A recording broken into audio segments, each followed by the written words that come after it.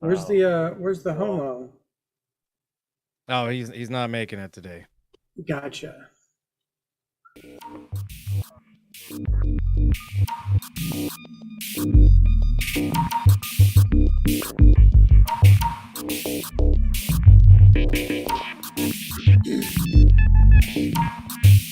Can't believe how good this actually looks. we are recording, right? Yeah, we're okay. live, homie. Yeah, Oh damn. sadly. Hello and welcome to the Benzo Rehab Dungeon, episode 108. It is the 9th of September, 2022. I am your host, Michael Deebs. I am joined by stand-in co-host Brad Danzins from the Instagram handle at Mr. Danzins, Mr. _ sorry. Hello. Hello. And I'm also joined, as always, by John, the producer, the real backbone of the team, despite being the world's biggest moron. And you can find him at his Instagram handle at Discopathic. John, how you doing? Oh yeah, I'm great. Still illiterate and technophobic, but good. Glad to hear that. And Brad, I wanna ask how you're doing, but I also wanna ask where you're doing right now. So I'm pre-gaming the Queen's funeral. Oh, okay. That's where I'm in Second Life right now. Okay. You're all kind of playing in the background, and I'm currently dressed up as a big hairy dragon. Yeah. And I'm doing like a big Irish hairy jig. dragon with a giant red cock sticking out, right? Yeah, I mean, yeah, you know what I'm Yeah. talking. Yeah, I played Second Life. My with you avatar. before. Yeah, it's my scale Sona actually. Oh, I'm doing pretty good. You know, I'm Glad to hear it. Yeah. going through the motions, and one day at a time without Queen Liz. Yeah. Well, we'll talk about that a bit later. Anybody would like to ask how I'm doing? That's cool. Oh too, yeah, I yeah. don't know. Yeah. It's just Yeah, it's how no, manners work. no. Tell us how you are. I'm doing okay, man. Thanks for asking. It rained here today, which means that this particular area of California I'm living in might not be under extreme fire warning for like a day. So that's a big win. The other day I got a notification on my phone saying if I was using electricity to stop unless it was an absolute imperative to my living ability. So that was cool too. I didn't change anything because But that's not your job. Yeah, well, and also, I've worked in the building industry long enough to know that there's like unoccupied office buildings all around me that Yep. have their lights and air conditioning on. Oh yeah. So like I'm not the problem, they're the problem. And if California was serious about like, maintaining their power grid, they would just have a big switch and they could just pull that switch and be like, "Beep, all the office buildings are off. Uh-oh, sorry, I guess you guys will have to count your beans somewhere else. Like maybe the real world." Yeah. And Go ahead. Sorry. they actually could do it. There's no. Yeah, they there's- really there's could, no- yeah. There's nothing keeping them from doing it. Mm-hmm. I mean, other than like just upgrading infrastructure, but Well, yeah, which they don't want to do because that costs money. yeah. Well, rather than what Colorado did, was that all the people who were using a particular power company, that company had installed smart thermometers. And then while everyone in the middle of the day, they got a little message that said, state of emergency has been declared, and then the state set their thermostat for them. So If it's a yeah. business, I completely agree with that move. If it's my own home, that's such a weird invasion of my space. Oh, they can't do that to Arby's, but they can do that to you. Yeah, exactly. Yeah, and not even just like Arby's, but like Arby's headquarters on like a holiday. Right. Literally nobody in the building. Yeah, like Yeah, Arby's so headquarters on Christmas. I'm good. I'm living in the pre-apocalypse state of California right now. We're all living in a pre-apocalyptic state of some sort, I Yeah, think. yeah. I was gonna say, I think it's reached everybody. You know. Oh, Brad, you seem to have you seem to be inside the queen right now. Yeah, that, actually, I don't know. I think she might be inside him. Hmm. I'm getting ready for my new role. Yeah. Yeah, I'm the best. I'm the biggest queen around here, guys. Oh, I thought you were gonna say the queen strap on or something. There always must be a queen. Cool. So let's go ahead and go to our first link of the day. We're gonna do some follow-ups on last week's episode, which was about water infrastructure and how it's completely fucked in the US. I meant to check a little bit earlier today, but I checked yesterday, I think it was. This link actually comes from Danko, who couldn't make it today, but still provided us with a link to talk about. Jackson, Mississippi, we talked about it. Their water system was completely down, and nobody knew when it would come back up. Water pressure has been restored to most of Jackson, Mississippi now. However, the water still is not safe for consumption. Still, I think not even safe to like take a bath in. So, still under a boil notice. Everybody in Jackson, Mississippi is probably getting a little bit smelly nowadays.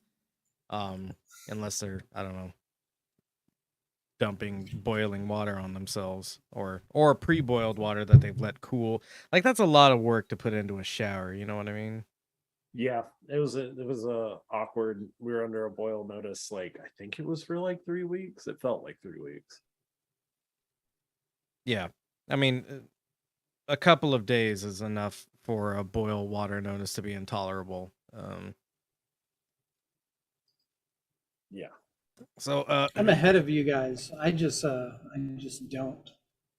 Yeah, yeah. If you learn to survive in your own filth, Yeah, they can smell you in Second Life. yeah, you will. Not yet.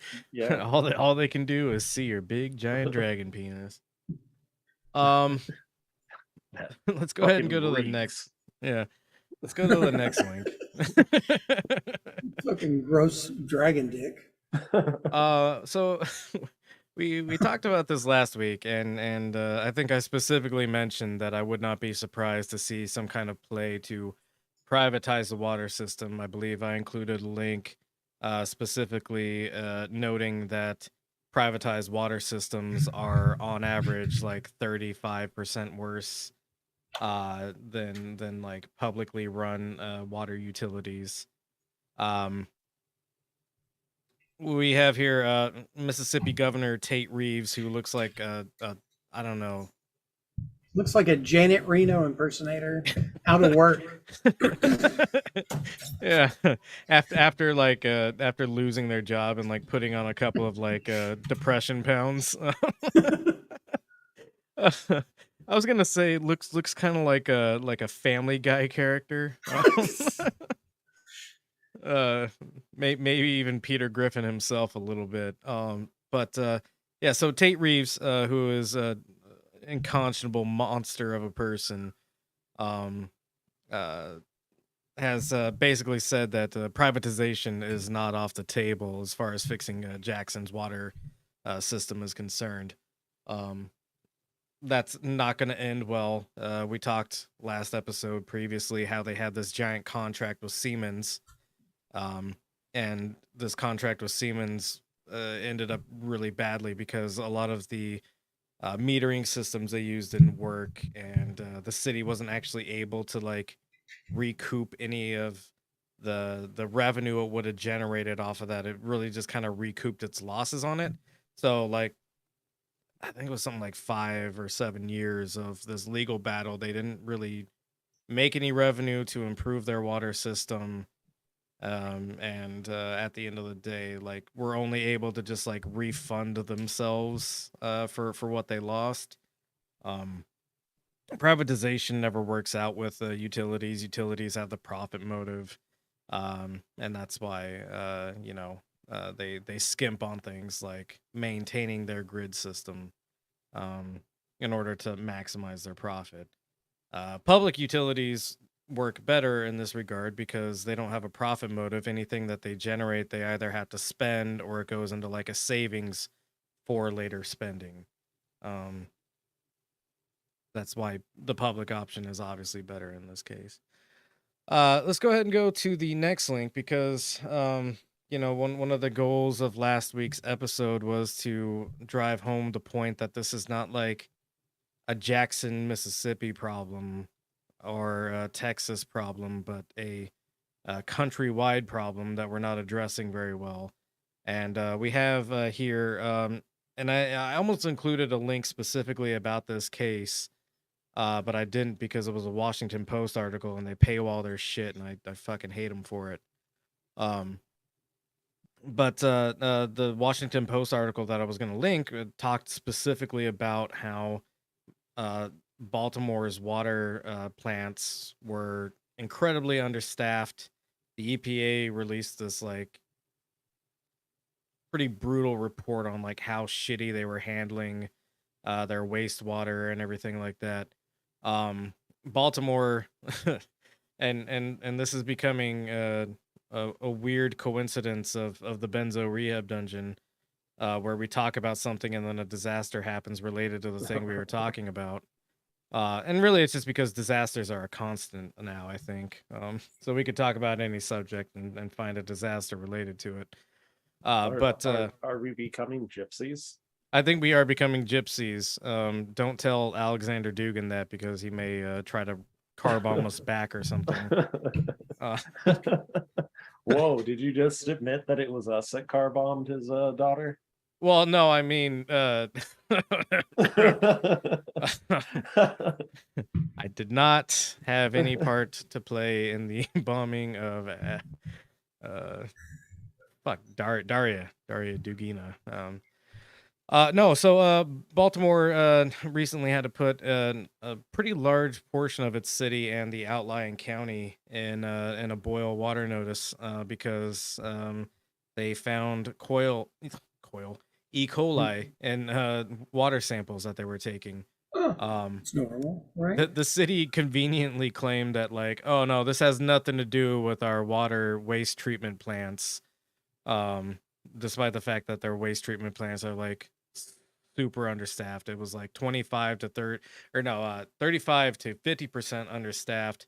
A bunch of the automated controls that they were using, another subject we talked about last week, a bunch of their automatic controls that they were using had to be kind of like jerry-rigged in order to keep them in a working status, because a lot of these automated controls trip all the time for no reason, and also sometimes good reason. But when you deal with the boy who cried wolf situation of automated equipment tripping all the time, you start reading everything as a false positive, and kind of rightly so in a lot of cases, because at the end of the day you have to get water to people, and if all you have is like a bunch of false positives holding you back from that job, you start taking different avenues of approach to that job fulfillment. I think so it's something like 1 out of 25 of the most recent samples came back positive with E. coli. It's pretty good odds, right? Yeah, I mean, that's better than what was happening before, where it was like 23 out of 25 of the water samples were coming back with E. coli. But now it's only 1 out of 25, and I think maybe they probably actually like fixed the situation since then. But you don't want to be that person who lives in that area where the one positive E. coli test comes back, right? we're talking about water systems that affect hundreds and thousands of people. In this case, So- millions. I don't think no, millions of people don't live in Baltimore, do they? Oh yeah, Why would you live in Baltimore in the first place? it's Yeah. Beantown, baby, isn't it? No, that's Boston. Is Yeah. it not a dead city? I thought Baltimore it was is a dead pretty dead city. I know a good friend of mine who was born and raised in Baltimore, and bragging about she- friends already, huh? yeah, bragging about having friends. Sorry, not all of us can afford VR headsets. Some of us have This to, is my friend, buddy. yeah. So some of us have to go out into the real world and make friends here and there. She doesn't ever want to go back to Baltimore as far as I know. Maybe she'll send me a message later saying, "No, I love Baltimore. I always want to go back to it every single day." But I don't think that's the case. So, you know, Baltimore is a fucking nightmare. Speaking of dead cities, I've met a lot of people from Michigan, but never anybody from Detroit. So maybe people don't leave Detroit, even though it's a city that's dying. But it's literally everybody in Detroit is dying. There's actually a wall around Detroit, and at the top there's that barbed wire like angled fencing that they have, but it points inward. We're not letting you out of Motor City, all right? So it looks like in the Baltimore metro area, it's about 2.8. 2.8 million? Yep. Jesus. Poor bastards. I mean, I joke. Why would you live in Baltimore? Well, you live in Baltimore because you don't have any other choice but to live in Baltimore. You're too poor to live in DC, where you have to work.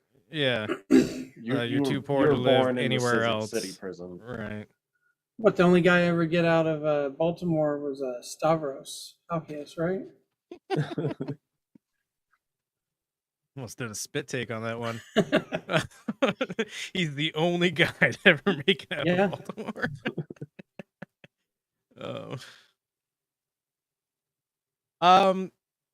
Guys, this is the last of like our follow-ups on the last week. Would either of you like to listen to my favorite BBC dance radio station? Yes. Oh Okay. yeah. Oh yeah. I would love that.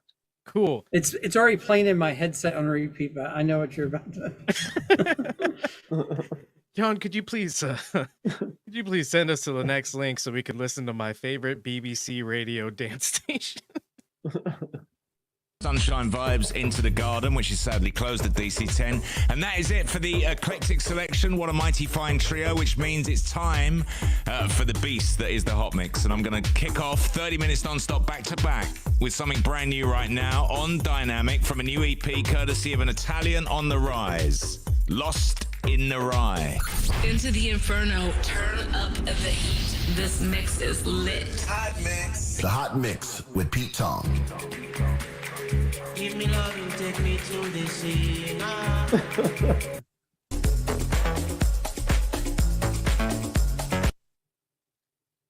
Oh wait. Okay. Yeah, no, just keep playing. I thought that it had I blinked and I thought it had repeated.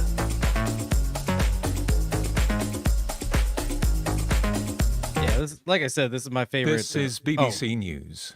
We're interrupting our schedules for the following announcement.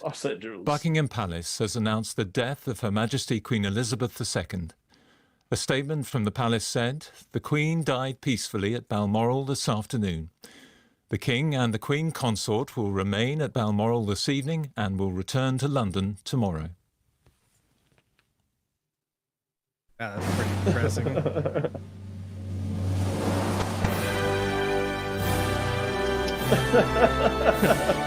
They totally just co-opt the fucking music too.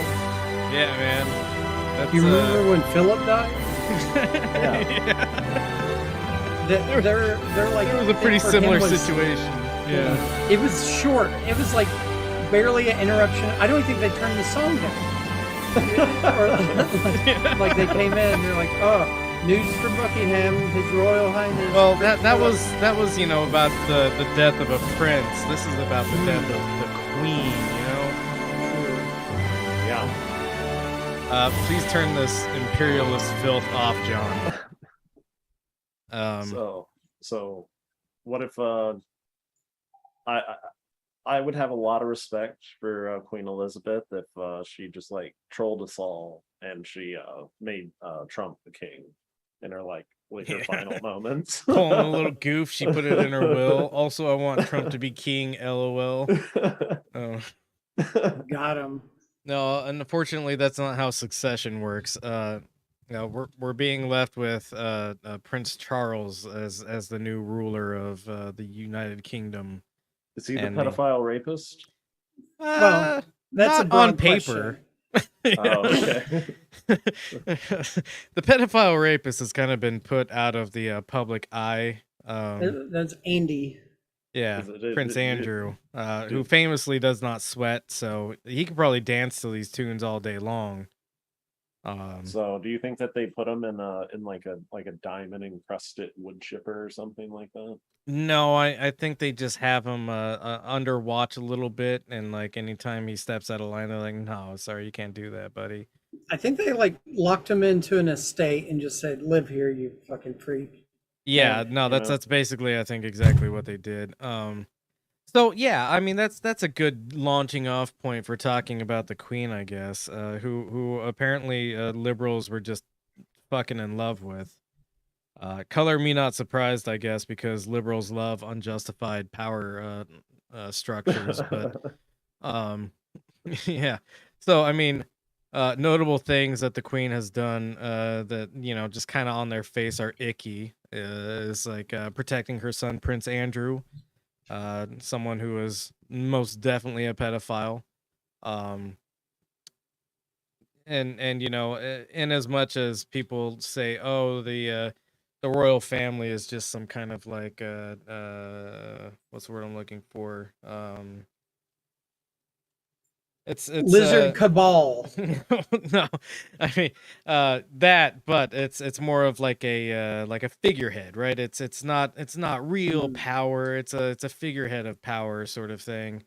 That's not true because it came out at some point that Queen Elizabeth had basically told investigators like "fuck off, you're never getting close to my son" sort of thing. Not in those words, obviously, but using her royal power to basically shield this guy from any kind of investigation into very credible allegations against him.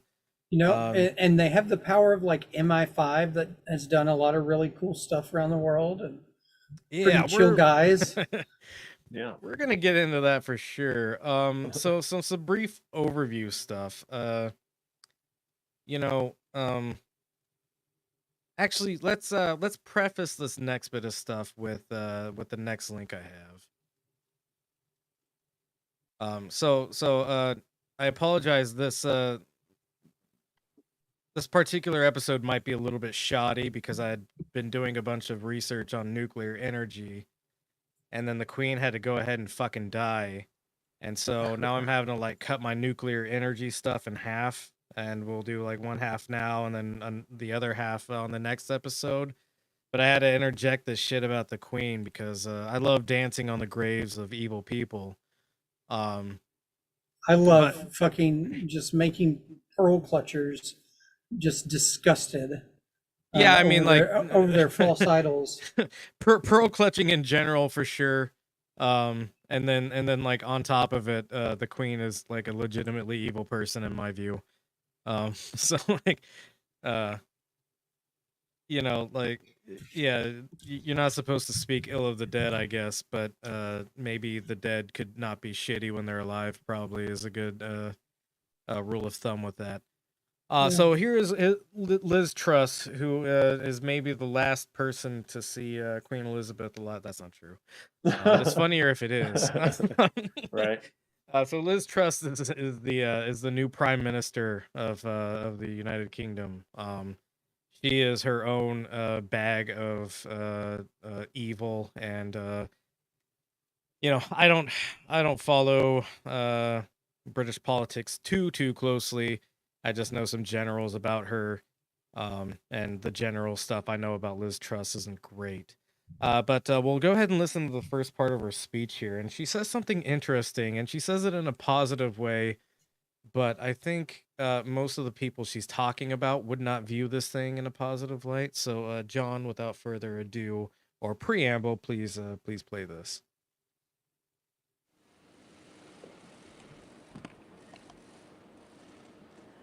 We are all devastated by the news that we have just heard from Balmoral. The death of Her Majesty the Queen. Can you pause real quick? Is a huge shock to the nation. I don't understand why these people talk this way. Anyways, go ahead. What? Why the fuck do they name their shit like Lord of the Rings villain lairs? Like, Yeah, oh, know, she right? died at Balmoral. Balmoral Castle. Yeah. Which is in Scotland, I believe. In the occupation. Maybe she's like a British Chad, you know, like that, like those absolutely made up rich people languages where there's only like 100 people with this accent. Yeah, no, I was just shitting on British people in general. I don't know why they talk like this. It's because we're British, mate. Hey, mate. Please continue. And to the world. Queen Elizabeth II was the rock on which modern Britain was built. Our country has grown and flourished under her reign. Britain is the great country it is today because of her. She ascended the throne just after the Second also World pause War. again real quick? She championed the... Does this not read like a fucking high school like essay? Queen Elizabeth is the rock on which modern Britain was formed. Under her reign, Britain has flourished. Well, like She they're is the always reason. like this, aren't they? But like British people, like they're gonna like jerk off and like cry about this. Oh yeah, I mean, so we'll just go ahead and like note, like my perception of this is that there are very few people in England who actually give a shit about this. But there's a very outspoken minority of people who are like total royal family loving cucks, who have no self-worth, who have no like aspirations to be anything but subservient little like bug people. But I think those are a minority of people. Brad, Did you what see were the gonna say? clip of Liz Truss from the 90s? They pulled up a clip of her in high school.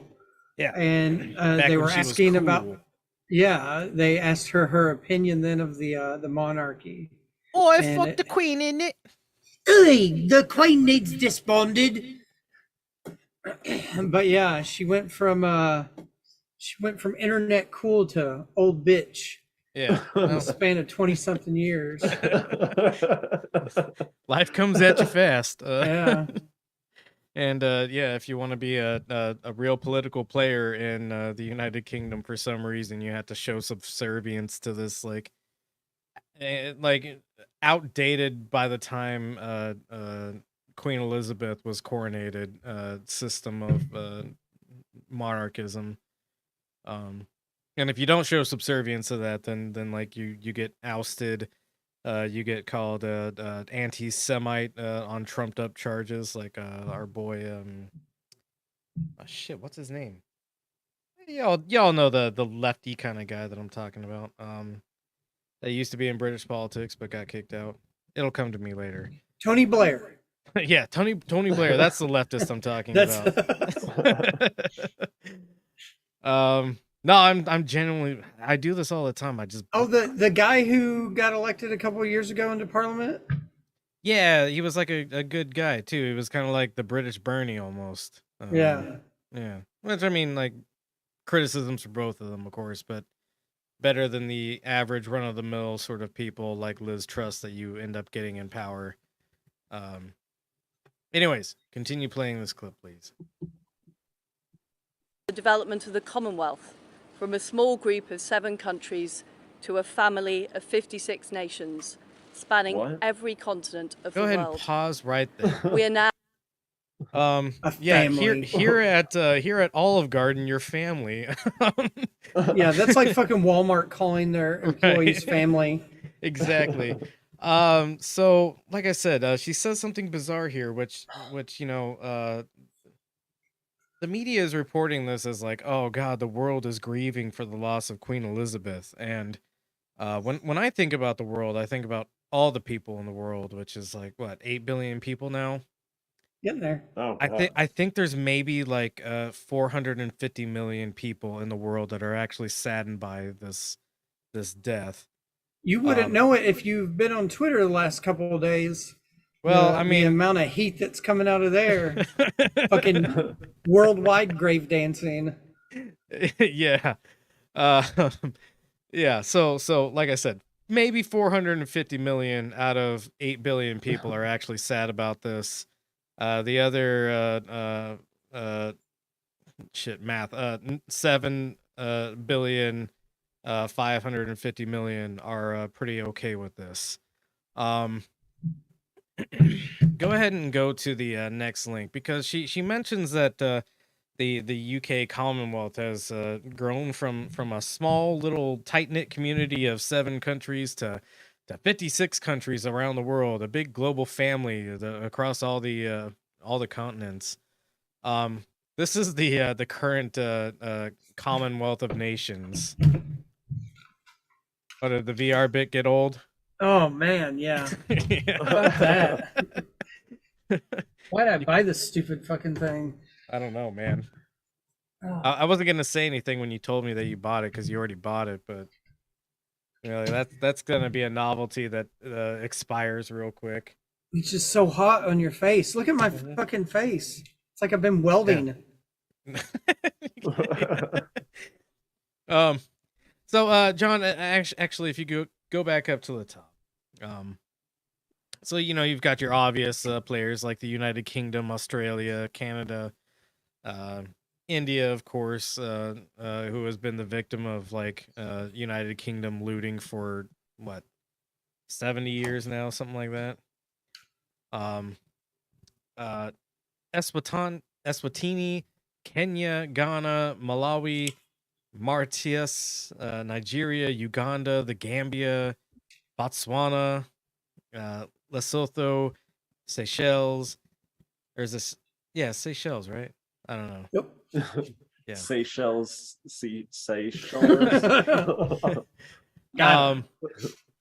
Zambia, Namibia, Tanzania, Rwanda, Cameroon, Barbados. You might be noticing that a lot of these places aren't contiguous with the United Kingdom as far as land masses go. South Africa, a place historically where good things have happened, even during the Queen's reign. Did you not watch Netflix's The Crown? Her African slaves love her. Yeah, I refuse to engage with any of that shit. Anything that doesn't portray the Queen as like stabbing a black person in the face, I don't think is an adequate representation of who she is. Go ahead and go to the next link. But while we're on our way to the next link, it's just gonna be a map of all these places, so we're not missing anything, John. So this is where this is the color map of the world where all of the Commonwealth nations are in 2022. Lot of places in Africa, India, nearby India, also in the Pacific around Australia. Cuck-ass Canada. Yeah, cuck-ass Canada, which I throw myself into the research of this podcast very seriously. And Danko is in the chat saying, "Hey, is this the chat for fucking idiots? LMFAO." I don't know. You're here. Got him.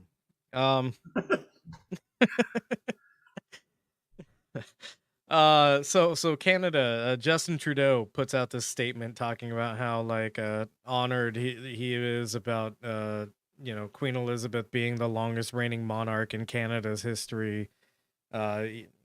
even being around or being alive during like the formation of Canada or something like that. I don't know. It was some fucking weird, dumb bullshit that he put out. And that's what's so bizarre about this shit is like the fealty that people think they need to like give for some reason. Like, what would happen if Canada was like, haha, lol, fuck the queen, she died, right? Like if Justin Trudeau just said that, like what would happen to Canada? Oh gosh, they would rally their governor, and then the governor, as representative of the Queen, would begin scolding. Right, yeah. like would the UK invade Canada over that and like put Just them nuke back them. in a line? Like, no, of course not. That's Canada that's, doesn't have nukes, and UK does. They just fucking that's love true, yeah. Yeah. And we would all just accept that. Like, oh shit, they nuked Canada for saying bad stuff about the Queen. Cool. That's fine, I guess. Yeah. Australia's current prime minister, I forget what the fuck their name is. I don't even know if it's a man or a woman anymore.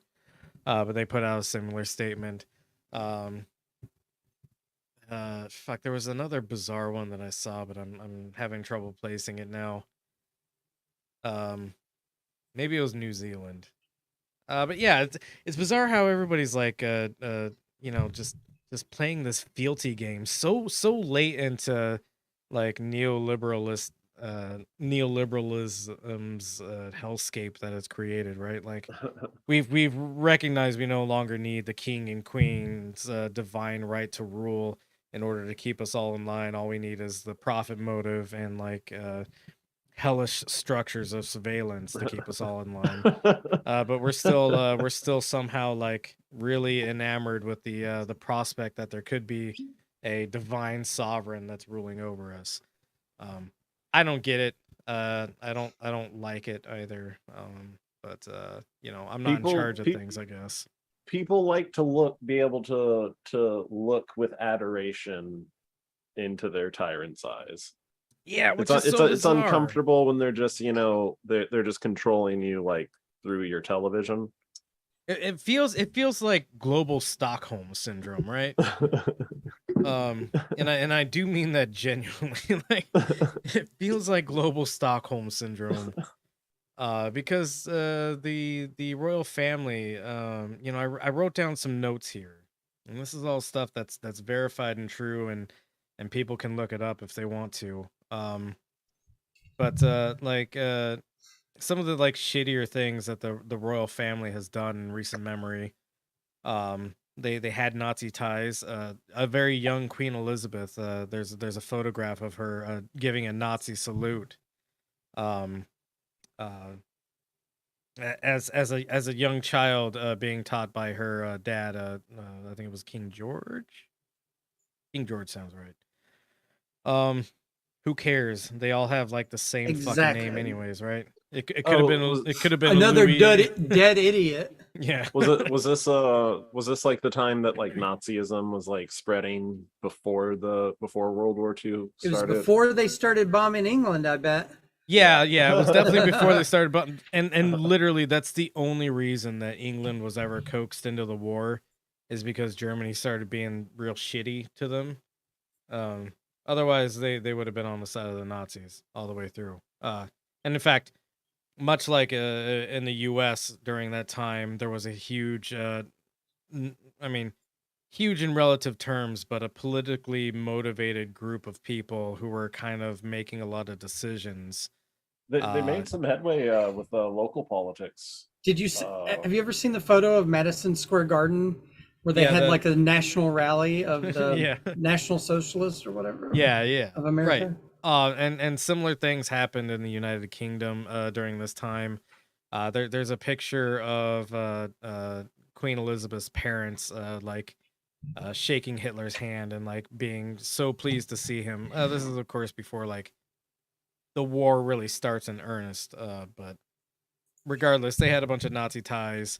It complicated their response to Nazi Germany because like a lot of people who were in close with the Nazis, they didn't want to believe that the Nazis were bad and that they had to be stopped. And so they just kind of like turned a blind eye to a lot of things for a long time. Russia is also guilty of this, by the way. Fun fact of the historical past. Yeah, but they don't talk about Britain's what do you call it, ties to Nazism in the movie. So Right, yeah, exactly. Obviously, the whitewashing of history has been stronger in the U.S. and the U.K. As far as our media is concerned, I'm sure in Russia there's probably a different perspective of this sort of thing. That also whitewashes their own like complicity in the rise of Nazi Germany. So what? Everybody else is doing it. Yeah, right. That's just the way things go. Actually, maybe go to the next link. I forget what the next link is. Got somewhat incomplete notes on the Queen stuff. Oh yeah, so this professor, CMU, I forget what CMU stands for. But this professor who has, family members who were victims of genocides committed under Queen Elizabeth's rule. And again, people make the excuse that, the royal family is just a figurehead. They don't actually control politics. They control fucking the military and the people who help or who actually like write the laws. Yeah. Because like they have a weird system. Like parliamentarians dictate at like lawyers that work for the Queen to then like write up the law. Yeah, it is something that maybe should be explained at a different time. Yeah, I looked into it once, and I was actually like flabbergasted how much like the Queen has like the power to appoint and recall a lot of bureaucrats in the executive branch of the government. The same goes with Canada. Canada still has to send all of their laws to be approved. Right, which is why would you willingly choose to do that, What a free country. Exactly. Yeah. And again, it's like if Canada stopped doing that, what would happen to Canada? Probably nothing, really. I don't know. You never know. What if? Yeah, you never know. But at the same time, like I feel like I would be willing to take that risk. What if the new king has syphilis or brain cancer that he's suppressing in the media, and he just like orders the nukes fired? Which is maybe why you shouldn't have like a constitutional monarchy, but who knows? Jury's still out on that one, I guess. Also, we don't have a jury because we have a constitutional monarchy and they make all the rules. So this professor from CMU, again, it'll probably say somewhere in the article where CMU is, but this professor wrote a pretty based, in my opinion, tweet, which was of course taken down by Twitter because it violated rules somehow. I don't see how it actually violated rules. And not to go down like a Jordan Petersonian sort of Twitter removed me and I'm a victim now sort of route.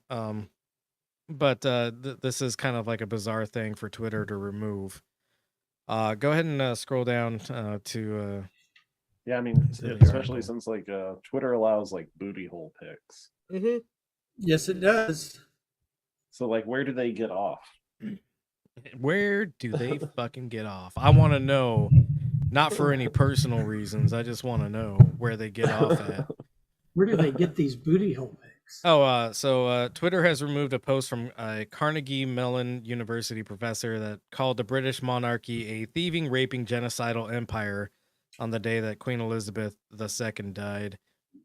The removed post from language professor Uju Anya said of the Queen, "May her pain be excruciating."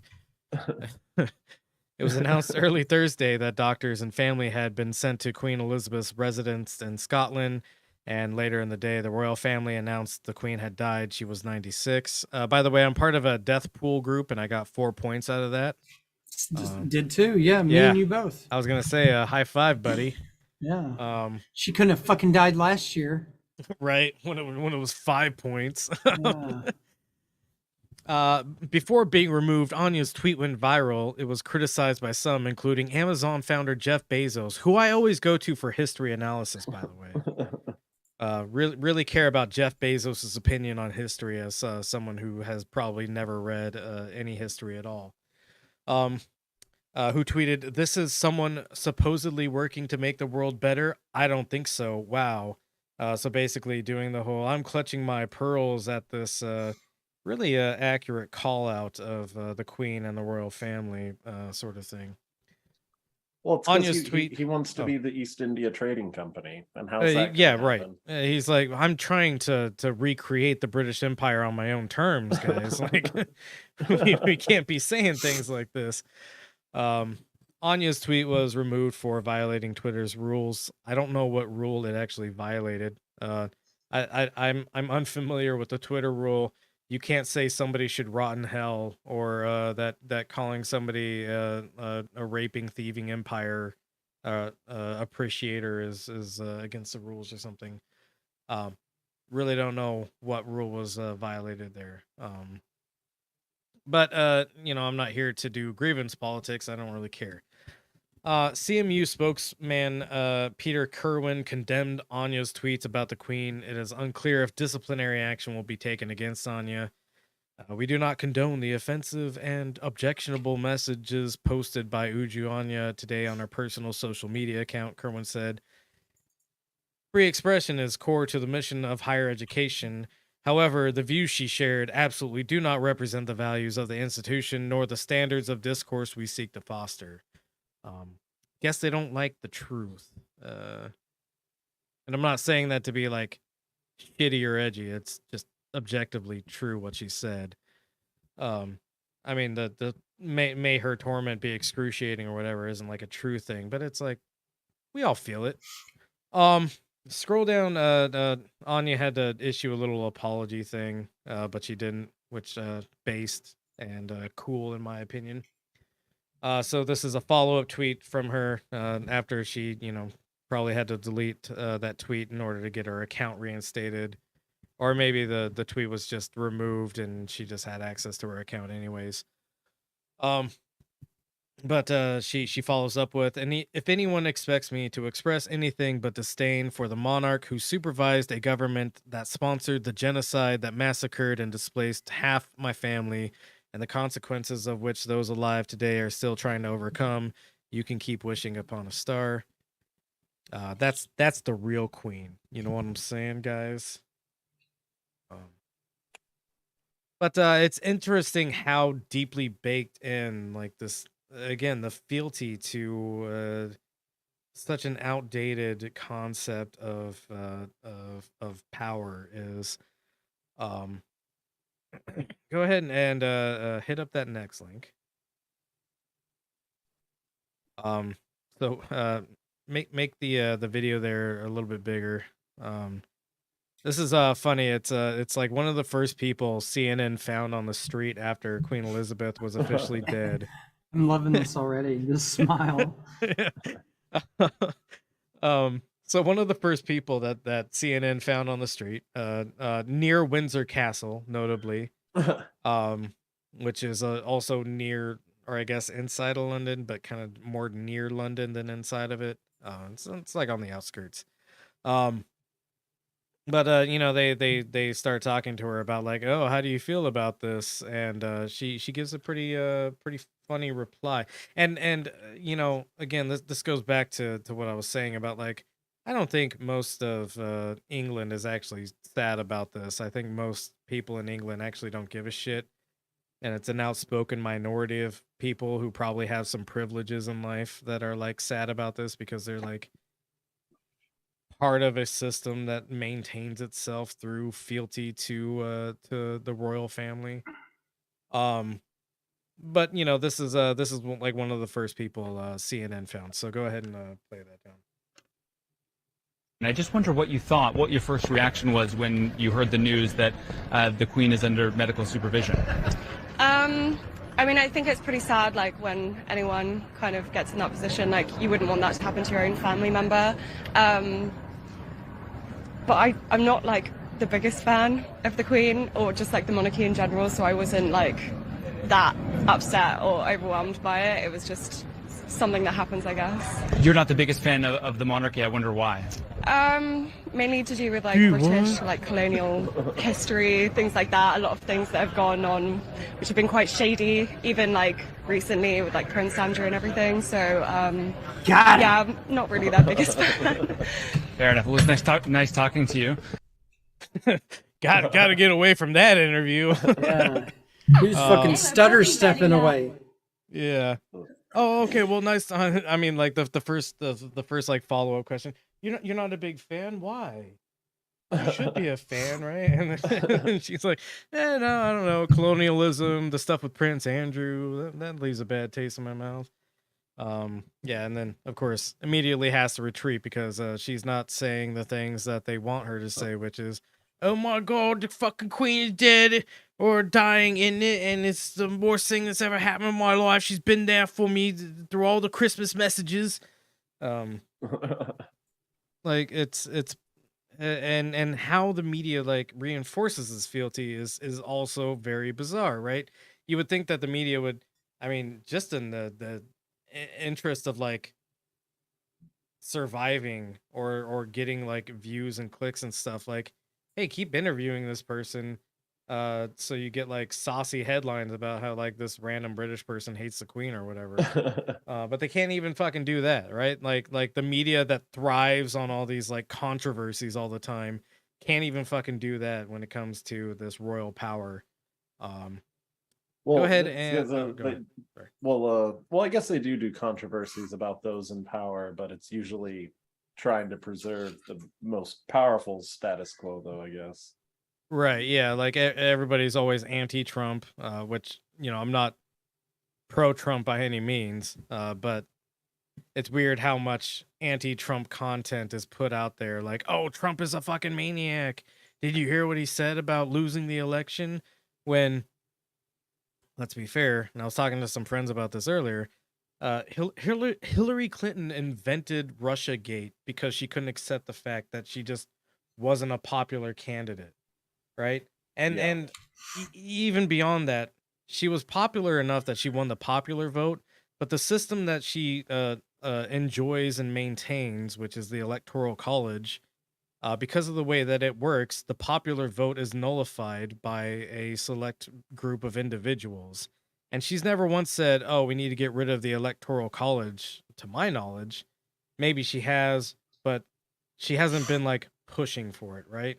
No, I think she categorically, like emphatically said the opposite. Yeah, from my recollection of things, she approves of it because, you know, we have to have the checks and balances. I don't know why I made her a little bit British there, but you know, we have to have the checks and balances sort of stuff. The Electoral College is a necessary evil kind of stuff. They enforce this. They, as in like the royal they, the people in power in Congress and in government politics. They enforce this status quo that sometimes doesn't work out for them because they know that like over the longer course of things it'll work out better for them. Trump didn't like necessarily hurt their status quo. If anything, he accelerated their status quo and has made them richer because they funded themselves off of Trump hysteria. But you know, going back to like how the media kind of works in this way, you know, you see a lot of anti-Trump content, of course, because he was like a little bit too extreme in some ways. And that's all fair and good, but you never see like the other side of that where Hillary literally invented Russiagate, a thing that's been like disproven routinely, in order to just like negate the fact that she was an unpopular candidate. And couldn't win the Electoral College because she was unpopular in so many ways that like the math of it didn't work out, right? And it's the same thing here where it's like the Queen really has like such a bad track record, and we're just not allowed to talk about it for some reason. I don't know. Oh, because she died. Yeah, you know, that thing that everyone does. Mm-hmm. Fuck them. I hope she fucking falls out of the bottom of the coffin and fucking rolls down a goddamn hill into a trash can. I mean, I've been laughing my ass off about the memes already, but if that happened, I don't think I would. I don't think I would make it through. I don't think I would live through that. Yeah. I would actually die of laughter, I think. I know the coffin maker who he's probably listening to this, or they. I don't know, a man or a woman. Thank you for that consideration. But you have a job to do, coffin maker. Yeah. Make a you got faulty some bottom in screws that to thing. loosen, okay? Yeah. And fill it with rats. Yeah.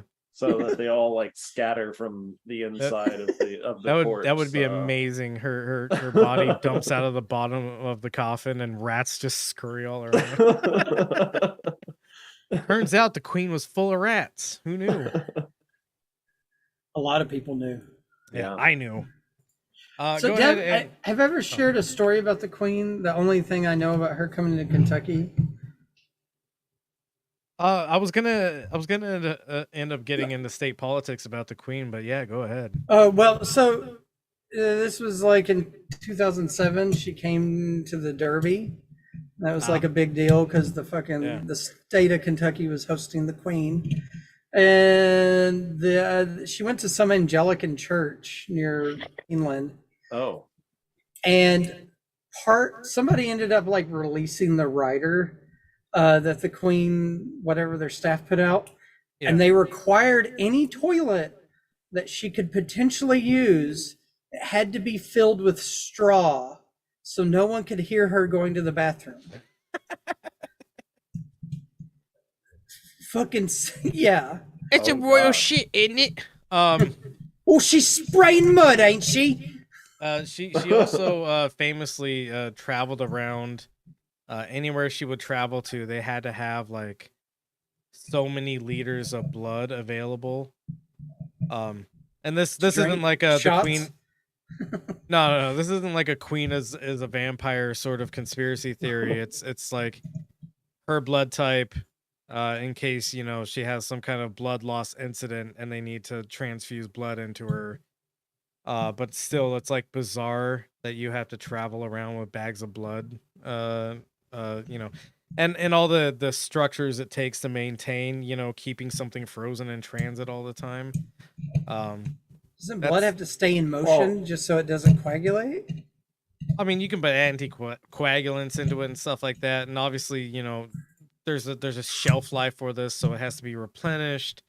And then, like, to keep it properly chilled, you have to have refrigeration wherever you're going, which means that, like, I don't know, if anywhere you go to has some kind of like hour or more long drive, like you have to have a van outfitted with cooling equipment in it to transport your fucking blood donor on demand thing, right? Like for an old woman scared to let someone hear her piss. Right, exactly. That's a pretty good way to put it, actually. Yeah. So go ahead and go to the next link. Do you think that her underwear was full of straw while she was old? Hell yeah. And like I do now. I do now. So nobody can hear me coo.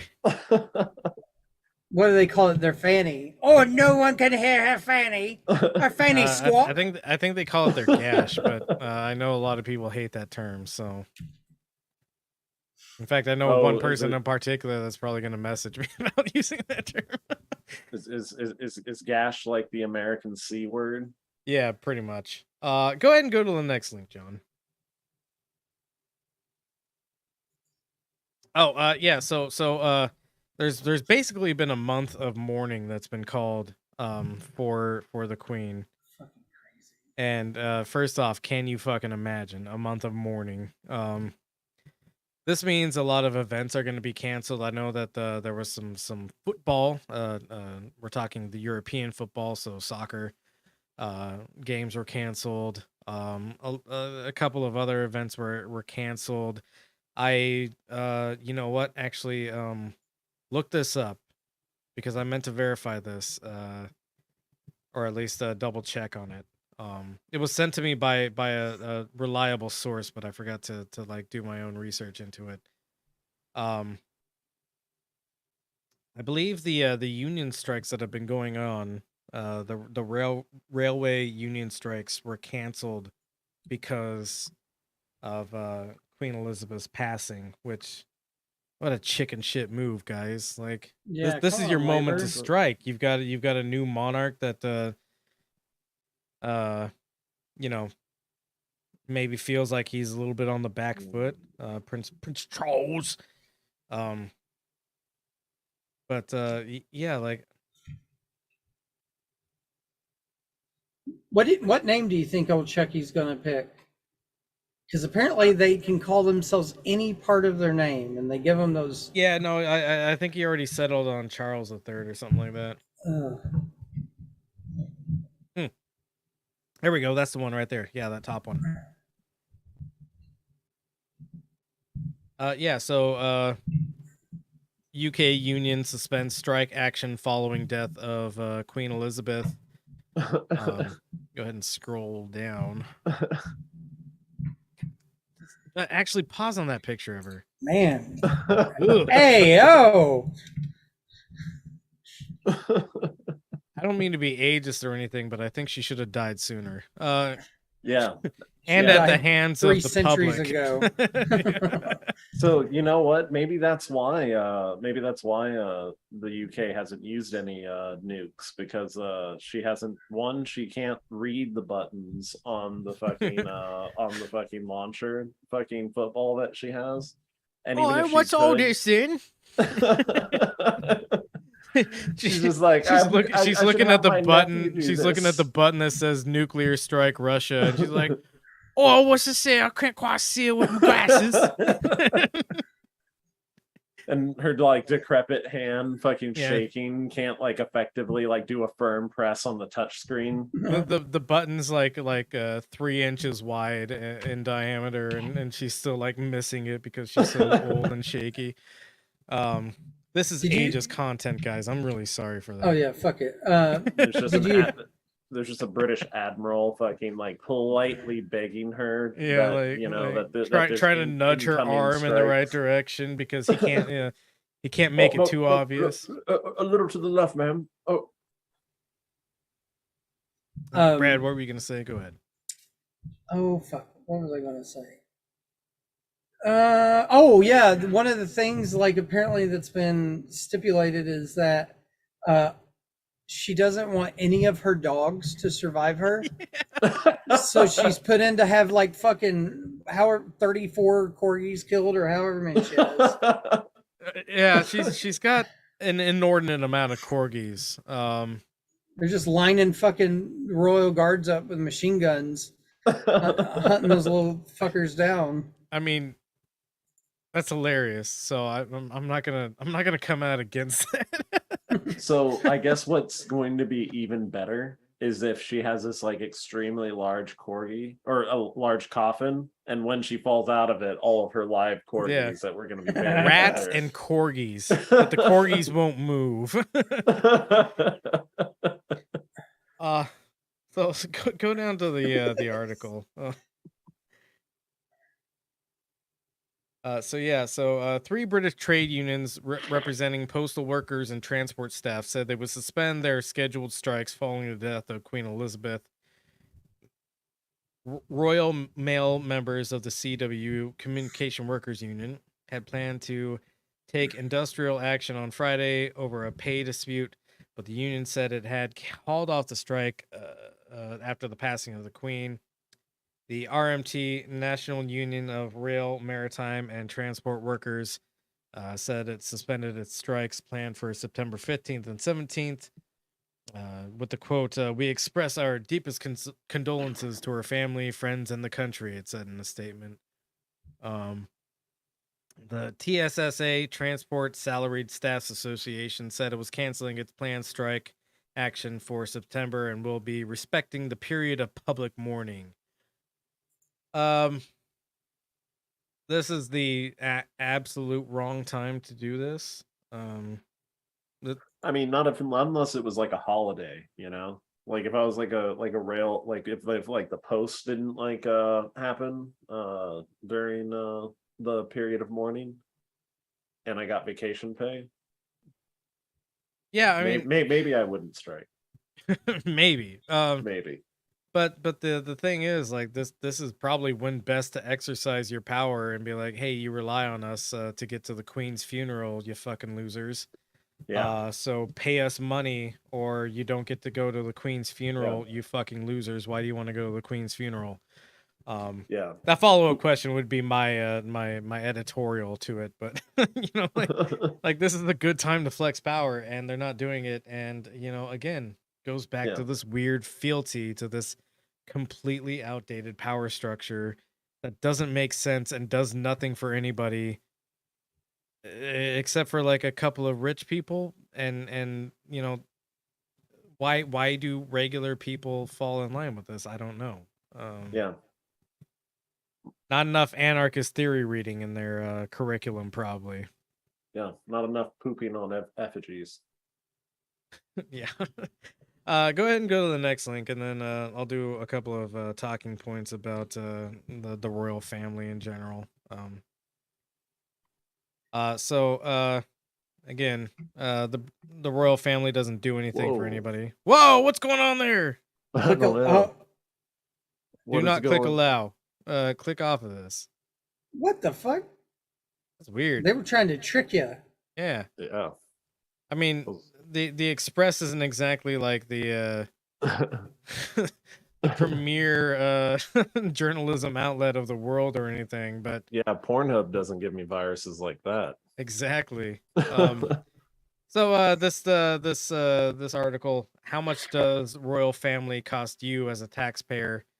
2022 figures revealed. The royal family's taxpayer-funded spending came to a staggering 120.4 million in the 2021 to 2022 financial year, an increase of 17% compared to last year. We don't need to go into the rest of the article, but basically, the royal family has two sources of income, one of which is just taxpayer dollars. And mind you, like this, the royal family is not a public service, really. They gallivant as a public service because the queen gives little speeches to pep everybody up. She's like a glorified high school pep rally leader. But like, in as much as she the royal also family appoints the judges that sentence you to jail time for not paying your taxes. Yeah, and I don't consider that a public service. So I guess maybe what we're running into here is like a difference of definition. So you know, the royal family doesn't do anything for the public, yet they rake in like, I think it's like 87 million in tax dollars every year. On top of that, they have additional revenue sources, which are they own a bunch of land and they lease that land out. So they're on top of being monarchs, they're also landlords. Technically, there is no public lands, if I'm correct, and it's all owned by royalty. Anything that would be federal land, even in Canada. So there's like this fucking archaic rule, like 20 feet off of your shoreline, that becomes royal property. I honestly would not be surprised by that at all. And no, it is. Like, it is true. Yeah. Well, no. Yeah. I'm not doubting you at all. It's just not something I've read personally. So I you know how I am. I always verify shit. I have autism. Yeah. I mean, and again, it's like, why would Canada submit to that? What do they get out of this deal? Essentially nothing. They should actually swear fealty to the U.S. because we're the closest military superpower that they have in their lives, right? Yeah. And we could definitely take Canada. Yeah, I mean, who couldn't though? That's true. Yeah. Mexico could probably take Canada. And they would have to go to the U.S. to get there, through the U.S. to get there. I'm sure the Mexican they're good at crossing borders. No, whoa, that is not what I was saying at all. Jesus Christ, man. No, that's all I'm hearing now too. Listener and viewer, I'm sorry, my friend is from Texas, and hey, you're the one who said it. I did not. That's not what I said at all. You live closer to the border than I do. That which makes you the less Mexican you are, An the ally. more racist you get. It makes me an ally. That's not what I hear. Yeah. I hear you're tired of all the Spanish signs in the neighborhood. Mike, I noticed in your username, I saw a Ukrainian flag, I saw a trans flag, but I did not see a Mexican flag. Do you want to speak on that? Yeah. Tell us why you hate Mexicans. Really what it is I ran out of characters. Turns out there's a character limit on that shit, and you know, when you've gotten a luxurious title on Twitter like mine, which I think the last fake tweet I made was the based Benzo Rehab Deebs. I don't actually go on Twitter, guys. Did you hashtag Mexico? I did not hashtag Mexico. Oh, this is looking worse and worse. Plenty of characters to do it. Yeah. Looking at all your old tweets right now. I'm gonna start doing that now for no reason. Any meme I make in like the next month, I'm just gonna hashtag Mexican for no reason. Well, there's a good reason for it. Well, okay, yeah, you're right. That's something I got to work on. Thank you very much, comrade. Yeah. Point of personal privilege. I don't understand the rules debate. Yeah, me neither. I don't regularly engage with the DSA or anything. So a couple of notes that I was gonna say about the royal family. We already talked about their Nazi ties. In the royal family's history, Queen Elizabeth had a couple of cousins who, due to the rampant inbreeding, I mean, I don't know the actual. I don't know the actual reasons behind it all, but I assume it has something to do with all the inbreeding.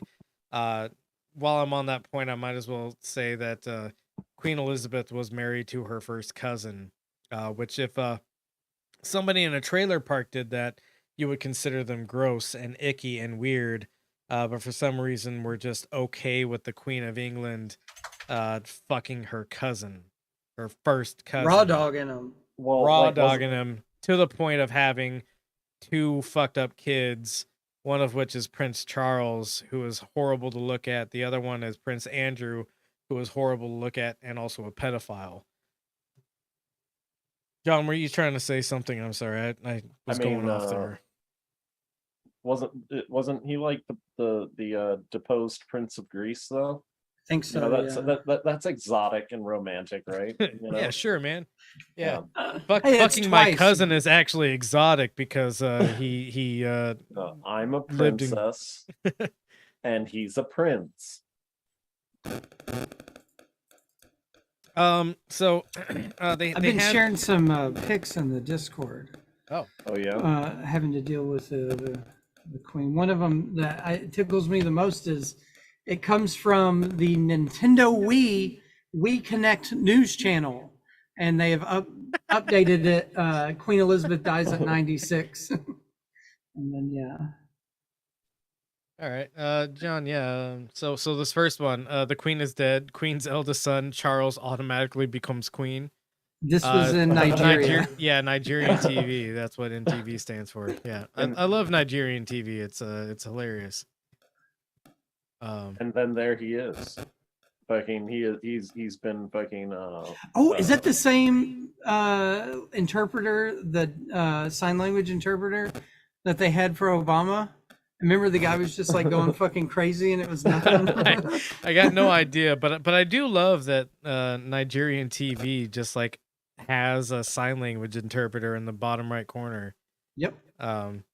Like more accessible than more accessible than US media in a quote unquote like third world country.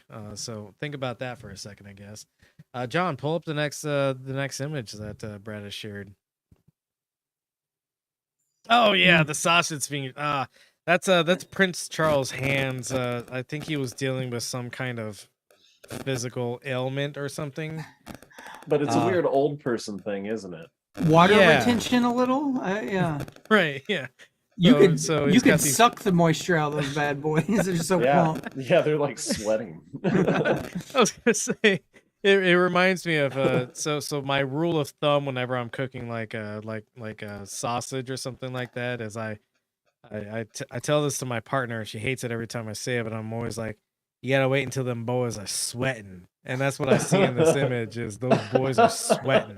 That poor ring, that fucking pinky ring. I mean, yeah, they had to surgically remove that. No doubt. Yeah. What do you think his hands smell like? Like right there in Oh, that picture. Come on, man. Oh. Probably like Expired hot dogs hummus. and incest. Oh. That's kind of what I said too. Yeah. Next image, John. I've been digging out the big ones. Oh, are there more? Oh, look at this. Yeah, in the Discord.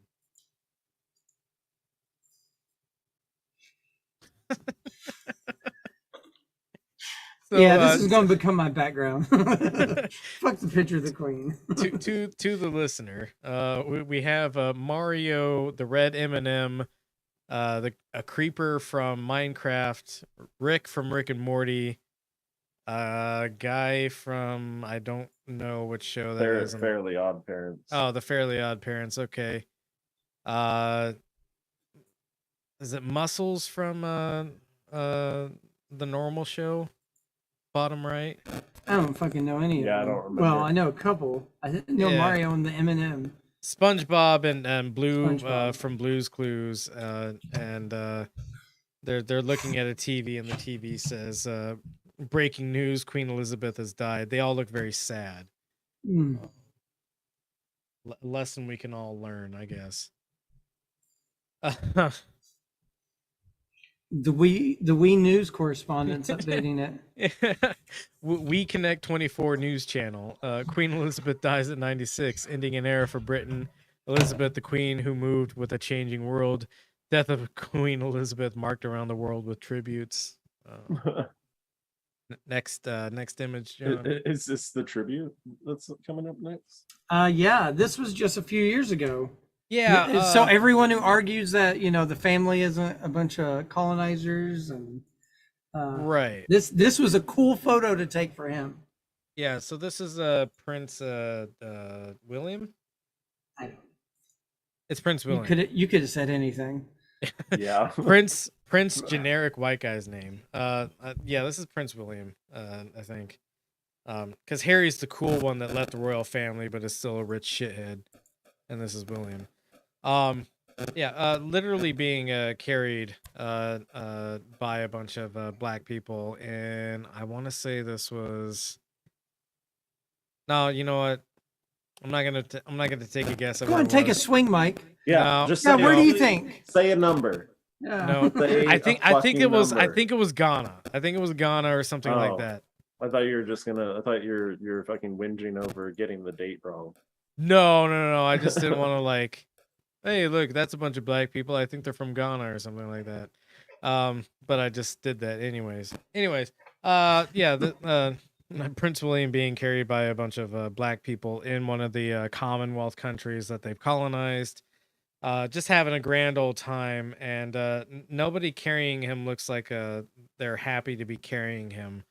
But they have to, I guess, is probably their lot in life, as that they've been told they have to, otherwise they'll get beaten or something. Yeah, they'll probably get strangled.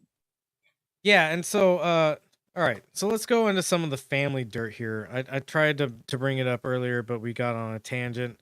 The royal family had the link before that, and we don't actually need to go back to that link either.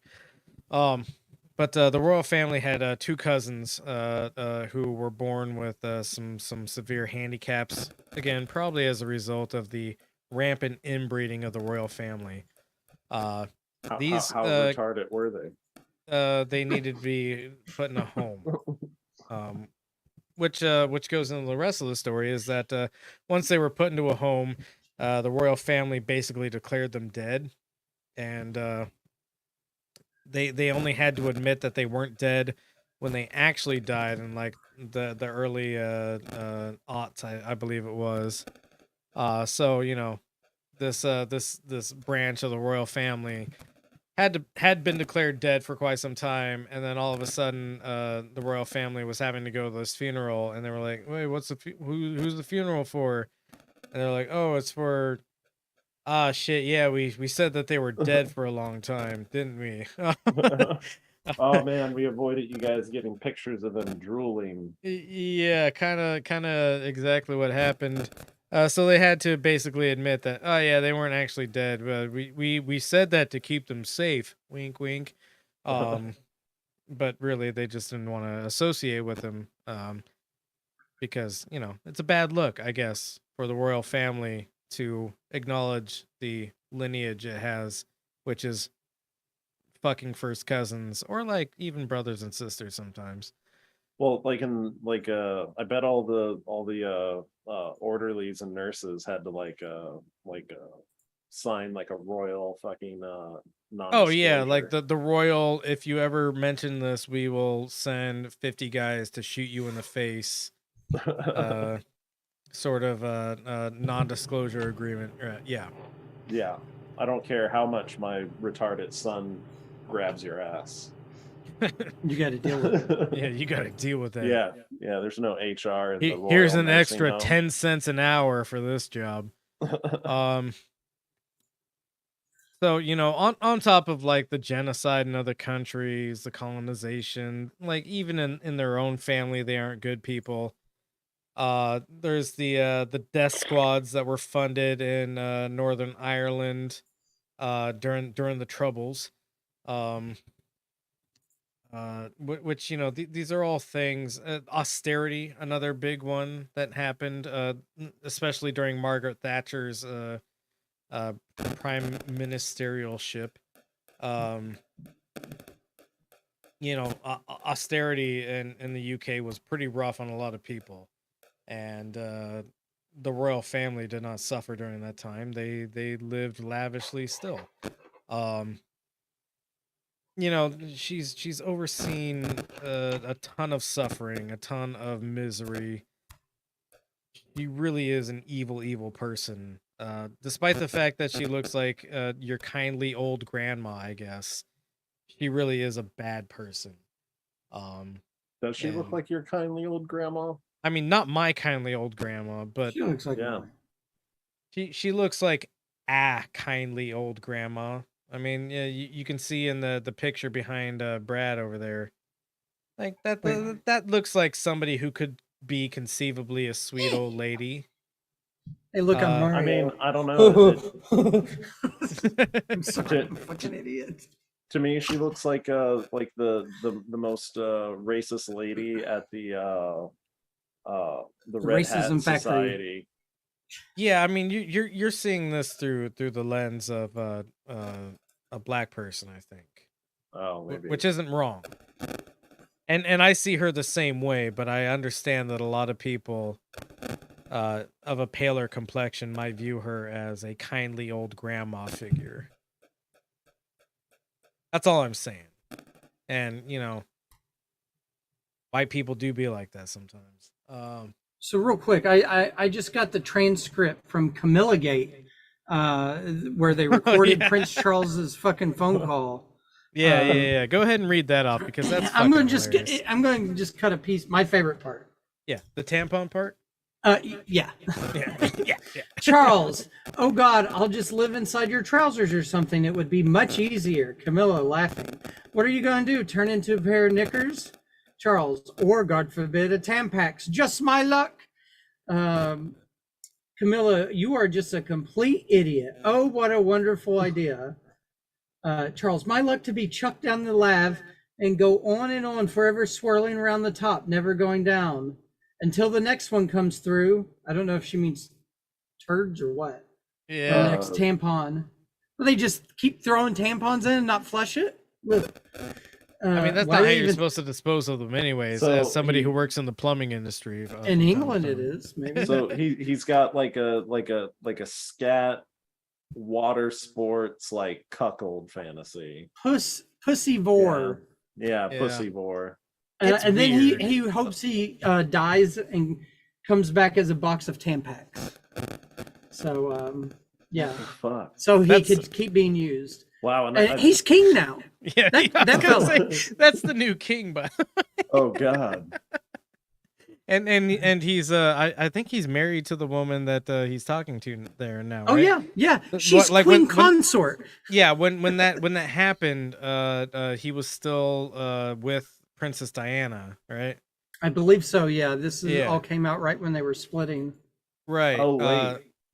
So he says this during I mean, and I don't think a woman is just her looks, but you know, like you're gonna cheat on Princess Diana, like that was a good-looking lady for the 90s.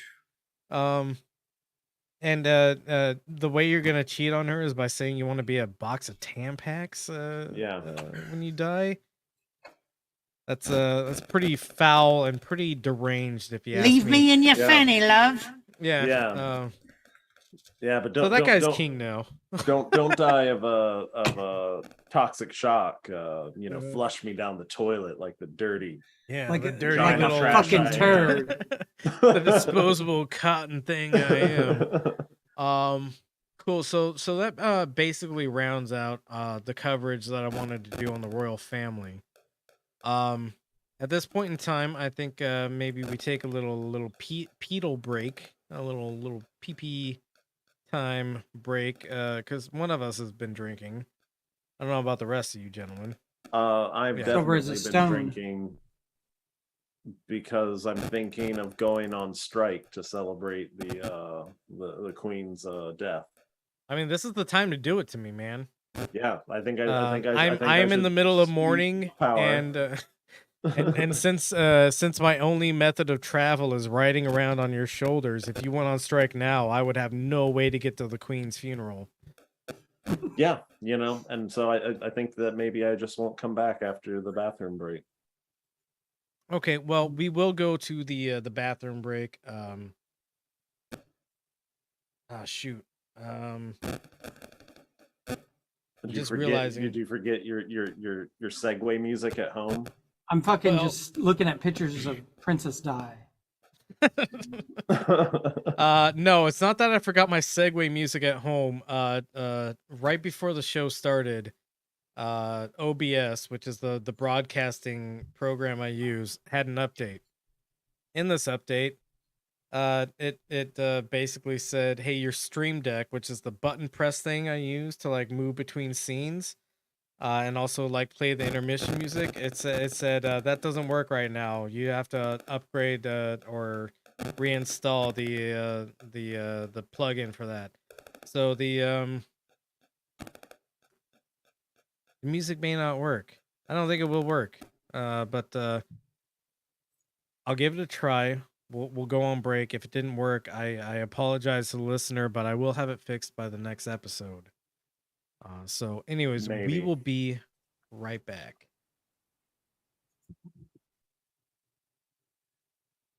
Gents, I'm gonna have to bounce. All right, man. Have a good night.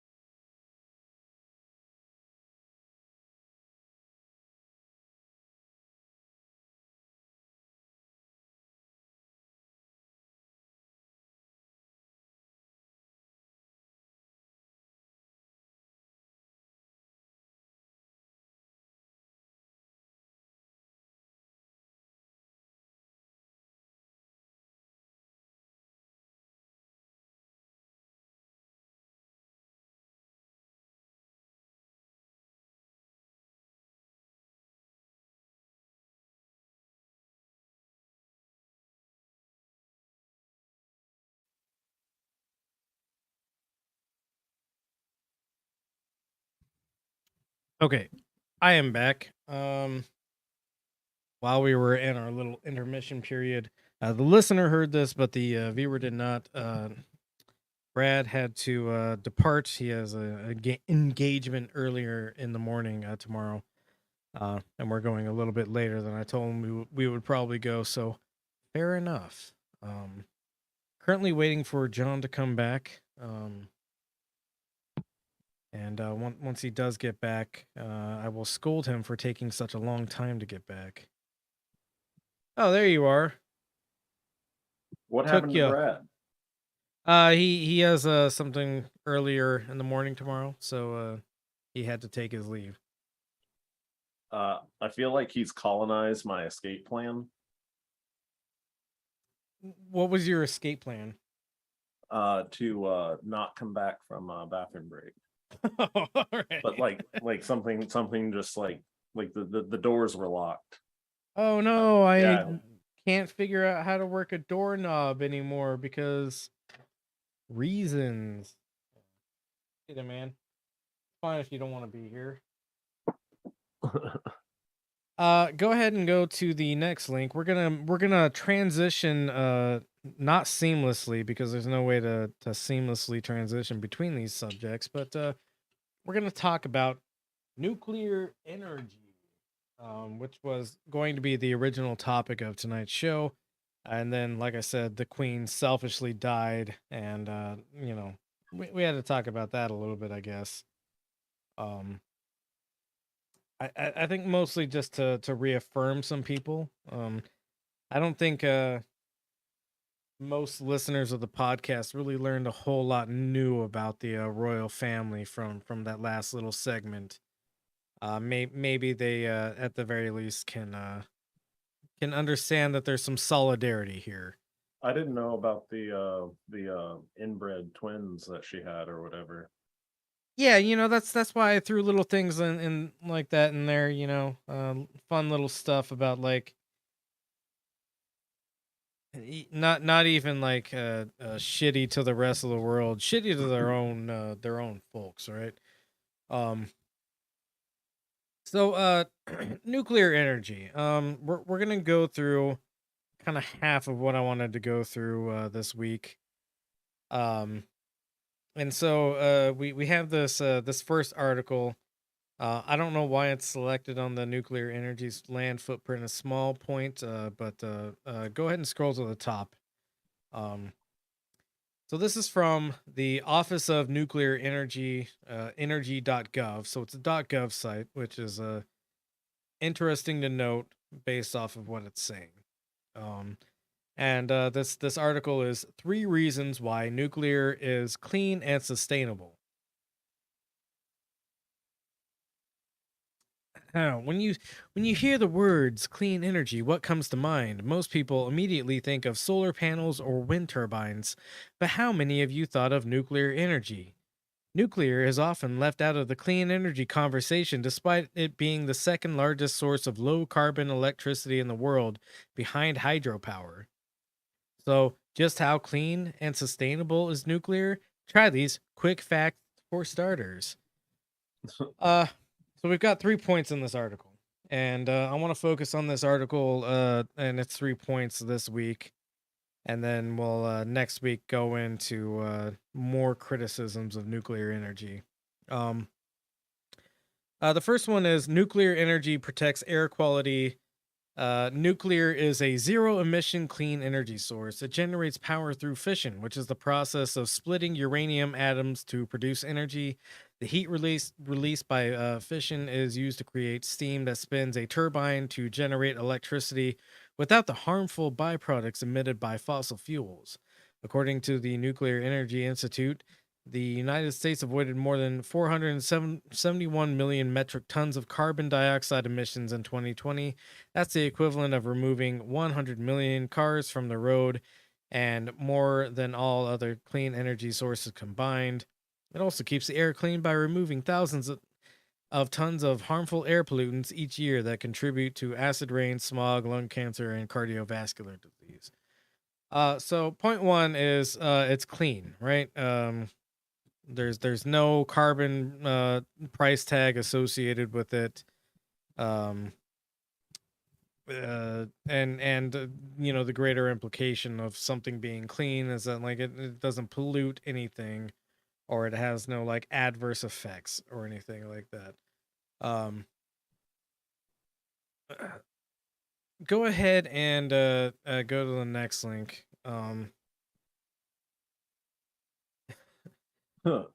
There's a thing with with how nuclear energy works, which is you have to mine and then process uranium. Uranium is an incredibly radioactive material. Uranium is a naturally occurring and radioactive element that has been mined and used for its chemical properties for more than 1,000 years. It is primarily used as fuel for nuclear reactors that make electricity. Uranium can be recovered in two ways: by conventional mining of the rock, or by using strong chemicals to dissolve uranium from the rock that is still in the ground and pumping it to the surface. What the fuck? There's uranium pipelines? Yeah, man. Mining operations are tricky and weird, and they've only become trickier and weirder with like the advent of modern technology, right? This is kind of like it's not exactly the same, so I don't want people to think that. But this is essentially like uranium fracking, is what they're talking about. Jesus. Go ahead and scroll down a little bit. Industries in the United States recover uranium from the earth through mining or chemical extraction. Mining when uranium is in. We keep going down a little bit. A little bit more. All right, there we go. Regardless of how uranium is extracted from rock, the processes leave behind radioactive waste. For example, the solid radioactive wastes that are left over from the milling processes are called tailings, and the liquid wastes are called raffinates. Mill tailings and raffinates are stored in specifically designed ponds called impoundments. The tailings remain radioactive and contain hazardous chemicals from the recovery process. Uranium eventually decays to radium. Radium decays to release radioactive gas called radon. Open pit uranium milling and in situ mining sites do not pose a significant radon risk to the public or to miners. The radon disperses in the atmosphere. In the past, the waste rock produced by underground and open pit mining was piled up outside the mine. This practice has caused problems, including on Navajo lands, where more than half of the small abandoned uranium mines from the middle of the 20th century and their waste remain. Wind can blow radioactive dust from the waste into populated areas, and the waste can contaminate the surface water used for drinking. Some sites also have considerable groundwater contamination. So already the idea of nuclear energy being a clean energy source is like not great, right? No. when you're actually using the processed uranium, sure, it is a clean energy source, kind of. You're really just using the heat energy of nuclear fission to spin turbines. This includes basically using a bunch of water for steam, right? So since Native Americans are starting to make TV shows, probably for white liberals, but maybe that's just me being pessimistic. How long Talking until about we have... reservation dogs? yeah, I think that's the name of it. Yeah, I saw a trailer for that and I was like, nah, I don't think this is real. So I didn't bother watching it. And mind you, I'm a person that's willing to watch She-Hulk, so that says what my internal compass is doing there is no, this is liberal bullshit. I'll watch She-Hulk though, because that's less harmful liberal bullshit. So like, when are they gonna have a Navajo remake of the Poltergeist where the ghosts are radioactive? Yeah, or like yeah. I guess I don't have a joke to add on to that. So the article continues. So some sites also had considerable groundwater contamination as a big one. Water is a finite resource, and we are pretty quickly running out of drinkable water. And so to have that precious resource of water contaminated by radiation is pretty significant in my mind. Underground mines can present a radiation hazard to miners without proper air ventilation. Radon can collect in the mine shafts where it is inhaled by miners. The operations of uranium mines must take special precautions to protect miners. Spoiler alert, they don't often do this, especially in third world nations where you've got some colonizing corporation running the operation there. Such as pumping radon gas out of the mine and replacing with fresh air. To protect the public near uranium mines, vented radon gas must not exceed certain limits. Sometimes miners are required to wear respirators that protect their lungs from radon gas. They should always wear those, by the way. Yeah. Um, Yeah, no, imagine when the mine boss is just like, like, oh hey, we're not producing as much uranium this year, boys. Fucking, masks off. mask off, yeah. There's Fucking, only 50% radon in the air. yeah, the masks need to be recalibrated. As an anti-masker myself. No, I'm just kidding. You heard it here. Masks don't work. Yeah. Go ahead and go to the next link. All right. So go back 2 links ago. So we're gonna go through this kind of point by point. Oh no, never mind. We're still on the same point. Go back to the yeah. Nope. Oh. There one. Yeah. So to contrast this with uranium, right? So uranium is only used in a handful of ways. And really the only thing that uranium can ultimately be used for is nuclear energy of some sort or another. So you have uranium used for nuclear energy, you have uranium used for well, I guess it's just 2 ways. Yeah. Nuclear weapons. That's really all you can use uranium for. It has no alternate uses whatsoever. It's incredibly radioactive once you process it into something that is usable. So, you can't make like a cool uranium coat out of it or anything like that. You could, but you'll die. So uranium has no other uses. I think that there's a uranium byproduct that's used in medical equipment. I don't know. Because there is a uranium byproduct that it's maybe radium or something like that. Yeah, or something like it's I think it's used in medical equipment or something like that, like some type of imaging equipment or something. Yeah, that's when I was looking into this, the only things I could find were military use or energy use. I'll look into that for the next episode. Just to make sure I've dotted all my T's and crossed all my I's. But next episode I'm going to go more into juxtaposing nuclear energy with renewable energy. But I did want to make a direct comparison here, which is that most, if not all, of the materials used in something like solar energy are byproducts of mining operations we're already doing. Oh, no.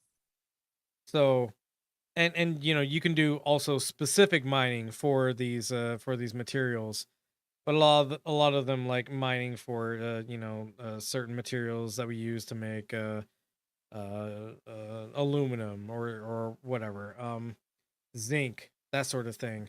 A lot of the byproducts of these mining operations can be used in photovoltaic applications, right? So Yeah, we already need to do these mining operations because we need, aluminum and steel and other metals for various applications that we use a lot of times, right? And then as like a happy byproduct of these, we can also use them to make solar panels. What were you gonna say? I was gonna say, and you don't have to like cover them in a foot of lead to be around them. Yeah, we'll get into the waste thing later. And then I've got an outline for next episode that I'll go over at the end, so people know what they're getting into before they listen to our next shitty episode. But it'll get more into the nitty gritty of that kind of thing. But I wanted to point out that mining your uranium has nothing but like negative effects around its area. Most of what we make. Well, go ahead. The water too that they cool that they turn to steam. You're like getting ahead of me, man. Oh shit! Sorry. All right. Maybe You're if you the boss. pre-read the links, you would know this kind of stuff. Wait, I didn't read the script this week. I'm sorry. Yeah, you're supposed to read the script. That's in your contract. You're not getting paid for this episode. That's all I can say. Damn it. So yeah, 35 cents. Again, next episode I'll get more into like directly comparing renewables versus nuclear energy. And then at the end of this episode I'll go over exactly what I intend to talk about in that next episode, cuz like I said, basically had this whole thing written out and the fucking queen had to die like a selfish bitch. Stupid old bitch. And ruin my like podcast episode. Go ahead and go to the next link.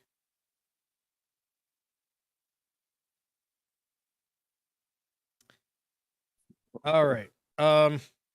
So this article from Scientific American, I found a pretty similar analysis on a bunch of other websites.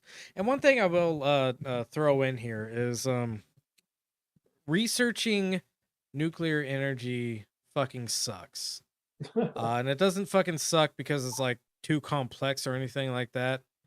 The reason it sucks is because there's conflicting information from the same sources all the time, no matter where you look.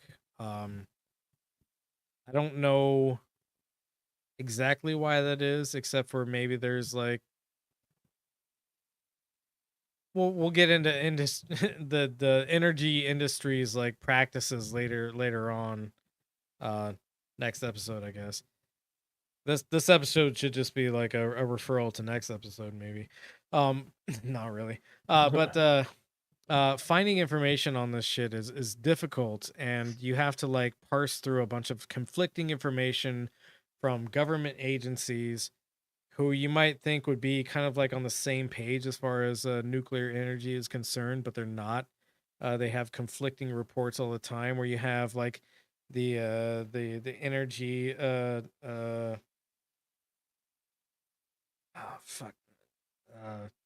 Energy Commission saying something like nuclear energy is super clean, and then you have the EPA saying nuclear energy could fuck up your drinking water.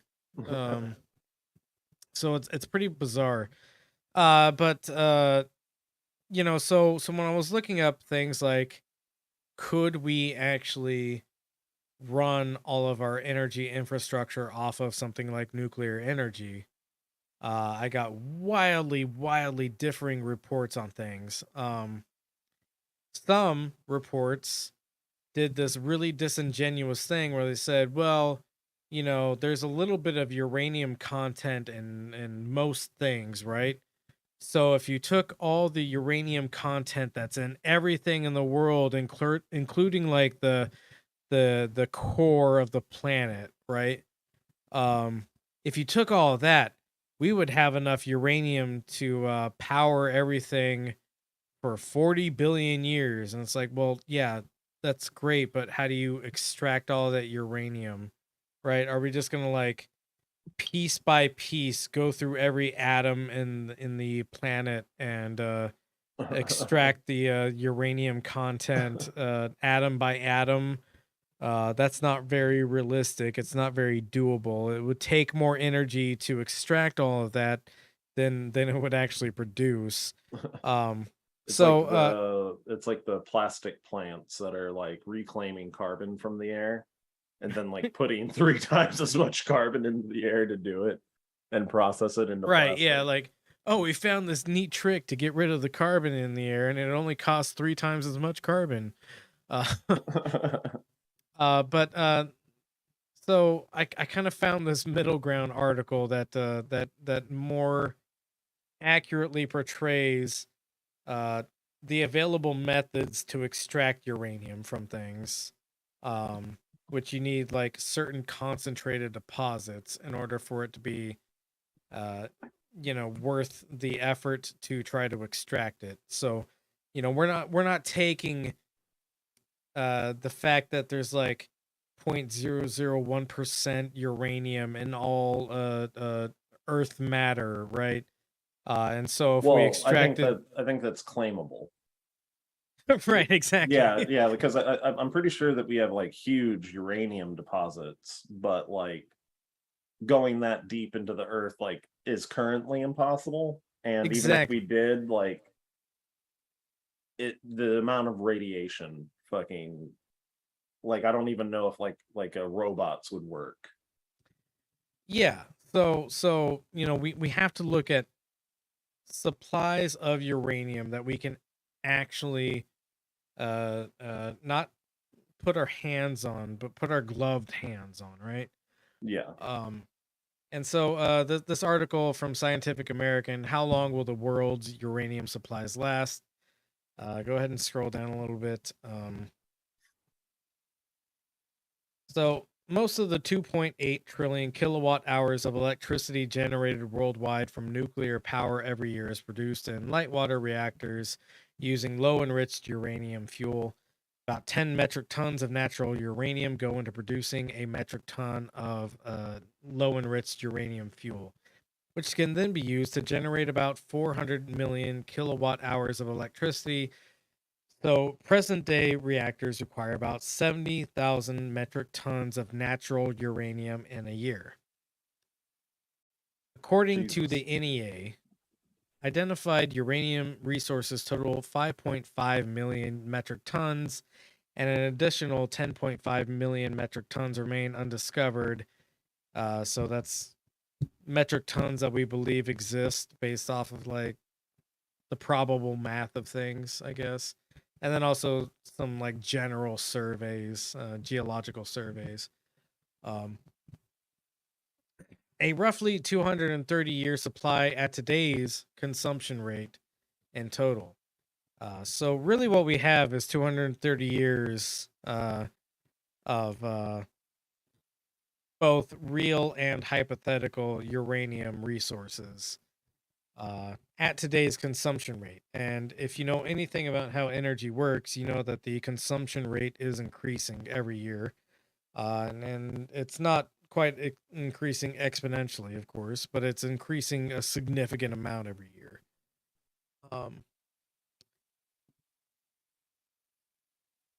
Further exploration and improvements in extraction technology are likely to at least double this estimate over time. That's conjecture at that point, right? So this figure that we have based off of here's what we know we have, and here's what we think we have on top of that, and then here's what if we got better at doing this we could probably have. We have 460 years supply of uranium. The extraction of this again plays into carbon emissions because we don't exactly have like I don't know, solar powered mining rigs working these mining operations, right? And then the mineral leaching operations, the in situ mining operations, where you use chemicals pumped into the ground, those require some amount of water, and not a lot of research has been done into whether that use of the water, in addition to these chemicals, could contaminate the groundwater as well, right? So a lot of problems being presented here in how we source nuclear energy. So that was kind of the first point I wanted to hit, which is that uranium, or rather nuclear energy, is a clean energy source. It's not. There's so many reasons it's not. We'll get into some more reasons later. But just on the production side of things, getting uranium in general is already like bad for the environment. And it should be noted that there's no such thing as a clean energy source, right? Like, in order to make energy, you have to burn or create something that requires like production and manufacturing costs of carbon, right? There's no such thing as like purely clean energy, but nuclear energy has like way worse implications as far as a clean energy source could be concerned. So the second thing, and you can go back to that first article that we were looking at on this subject. Yeah, that one there. Nuclear energy's land footprint is small. Despite producing massive amounts of carbon-free power, nuclear energy produces more electricity on less land than any other clean air source. A typical 1,000 megawatt nuclear facility in the United States needs a little more than 1 square mile to operate. NEI says wind farms require 360 times more land area to produce the same amount of electricity, and solar voltaic plants require 75 times more space. Good thing we don't have all this open space since we've all moved into Well, cities. It's going to be hard for me to resist talking about that point until next episode, because I will talk about renewable energy, like footprint mitigation based off of like our current geology.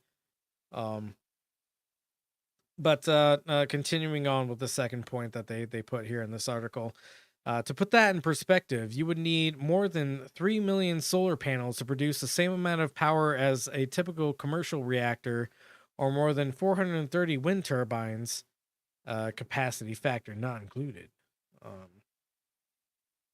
So go to the next link, which starts with emergency. Wouldn't the nuclear power plant suffer from the same capacity factor? Like they're hooked up to similar infrastructures, aren't they? Like they're still hooked up to the same kinds of battery banks and grids. Again, that's something I'm gonna get on. The queen shouldn't have fucking died, because it's really put a fucking so go to the next link in the line, which is emergency. No, to the left. Left. One more. There you go. So you can technically run a nuclear power plant off of 1 square mile of land. But there exists a thing called emergency planning zones. And you can see here from this graphic, if you're a viewer or if you're a listener, in this graphic we have a nuclear power plant in the middle of like a kind of agricultural space. Around it you have a 2-mile radius. That 2-mile radius is the actual like danger zone of the reactor. So you have a mile radius in the center, and then a 2-mile radius outside of that. That's like the real danger zone if something bad happens with this reactor. A 5-mile circle around that which is if there's any kind of meltdown situation, whichever way the wind is blowing is the 5 miles downwind zone of possible like extreme contamination. There's another circle around that, which is the 10-mile plume exposure pathway, which is the same thing but like bigger. And then you have what's called the 50-mile food sampling area, which is if there's ever any kind of leak from this nuclear reactor for 50 miles around this area, which again is being portrayed as some kind of agricultural sphere. You have to constantly test the food in order to make sure that it's not irradiated and it's not going to give you like extra limbs or like 2 buttholes that you don't want on top of the one you already have. Right? Sounds like double the fun. So the idea that nuclear energy has a small footprint is kind of bullshit, right? Yeah. Go ahead and click on the next. Okay, yeah, it's not exactly what I was going to talk about next. Well, no, actually, we will talk about this.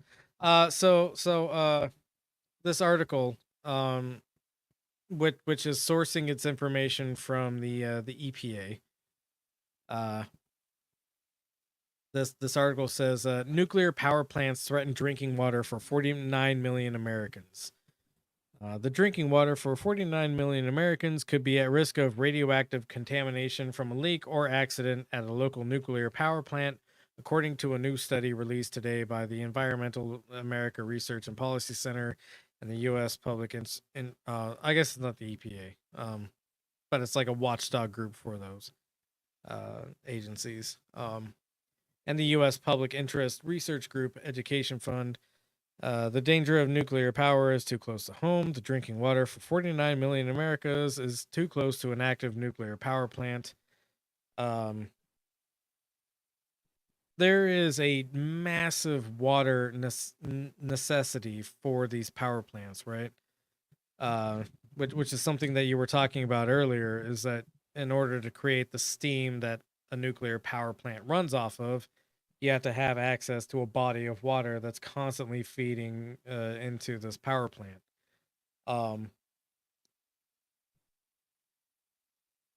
Forget the exact metrics of how much water is needed for a power plant, a nuclear power plant to run. I mean, it obviously varies based on the size of the power plant. But I did look up how many nuclear power plants we would essentially need in order to convert all the way over to nuclear energy. We would need 15,000 nuclear power plants. There's currently like 432 nuclear power plants in the world today. We would need 15,000 nuclear power plants, all of them, if we group some together, we could consolidate those exclusion zones, those zones where if a power plant failure occurred, we have to be wary of the contamination effects and like a mile or so radius sort of thing. We could consolidate all of those, but we would need 15,000 nuclear power plants in order to run the world off of exclusively nuclear energy. Let's just put them all on top of the Yellowstone supervolcano. Yeah, well, I mean, how faithful is Old Faithful if we were like just taking all the water out of it? Probably not that faithful anymore. So I'll go into it a bit more next week on the longevity of nuclear power plants. But essentially, if we had 15,000 nuclear power plants, and in order to run all of our energy off of nuclear power, it's something like every 6 days, we would have to commission and decommission a power plant. So every 6 days in the world, a nuclear power plant would be decommissioned while a new power plant is commissioned, right? So imagine the massive amount of infrastructure that would go into building, this network of ever dying and rebirthing nuclear power plants. Because the thing with nuclear power is that it's such high heat and such radioactivity, that the materials that are used to contain the nuclear energy become brittle, and at a certain point no longer work to contain the nuclear energy. So we would literally every 6 days, one power plant dies, another one's born. It sounds like you hate jobs growth plans. Yeah, right. That would be a huge jobs growth plan. Is everybody is a nuclear scientist? Everybody is. Nobody is anything else. Or nuclear janitors. Scrubbing down the nuclear pools. So yeah, nuclear energy doesn't work on a mass scale. And there are some positives to nuclear energy, like it's very consistent. Doesn't matter if it's raining or snowing or sunny, nuclear energy is always going to produce the same amount no matter what. The failure of nuclear energy results in some pretty catastrophic events, as I think we all know. So like the positives are it's consistent. That's really actually it. It's consistent. So for the third point, if you could go back to the 3 reasons article.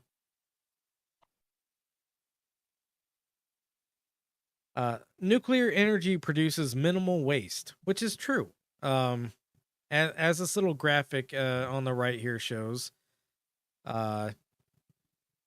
one uranium pellet is equal to like 17,000 cubic feet of natural gas, 120 gallons of oil, and 1 ton of coal.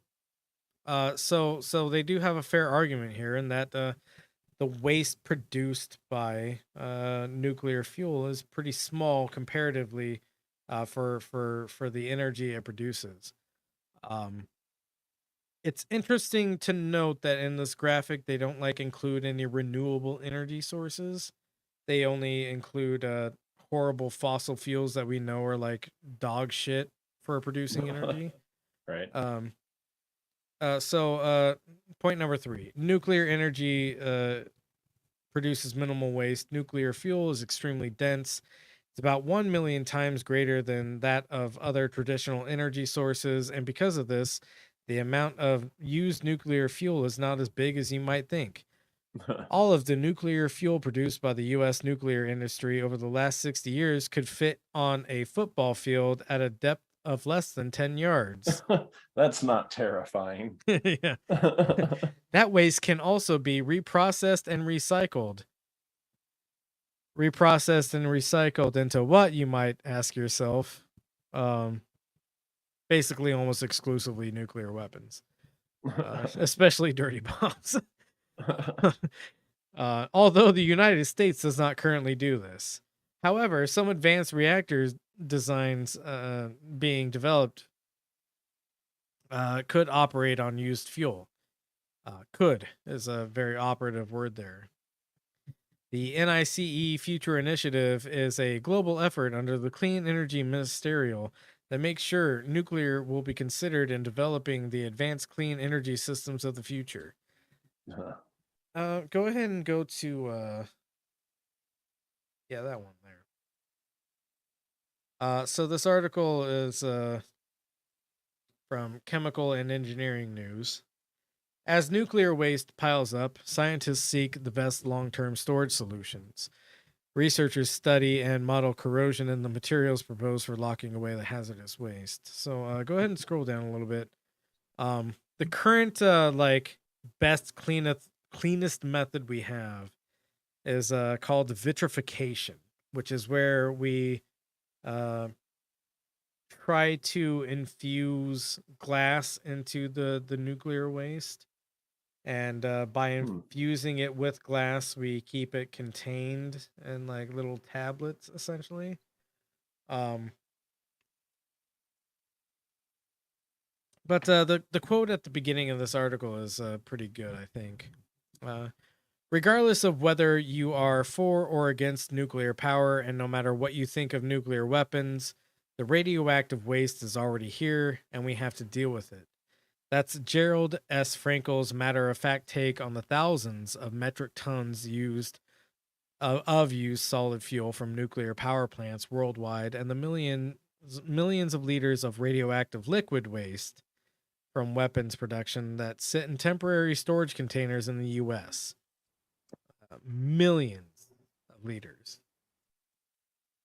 While these waste materials, which can be harmful to human health and the environment, wait for a more permanent home, their containers age. In some cases, the aging containers have already begun leaking their toxic contents.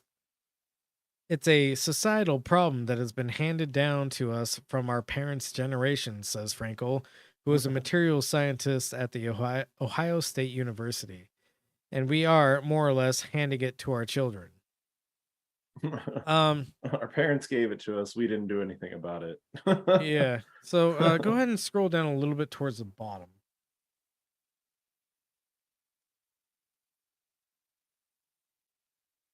Go on.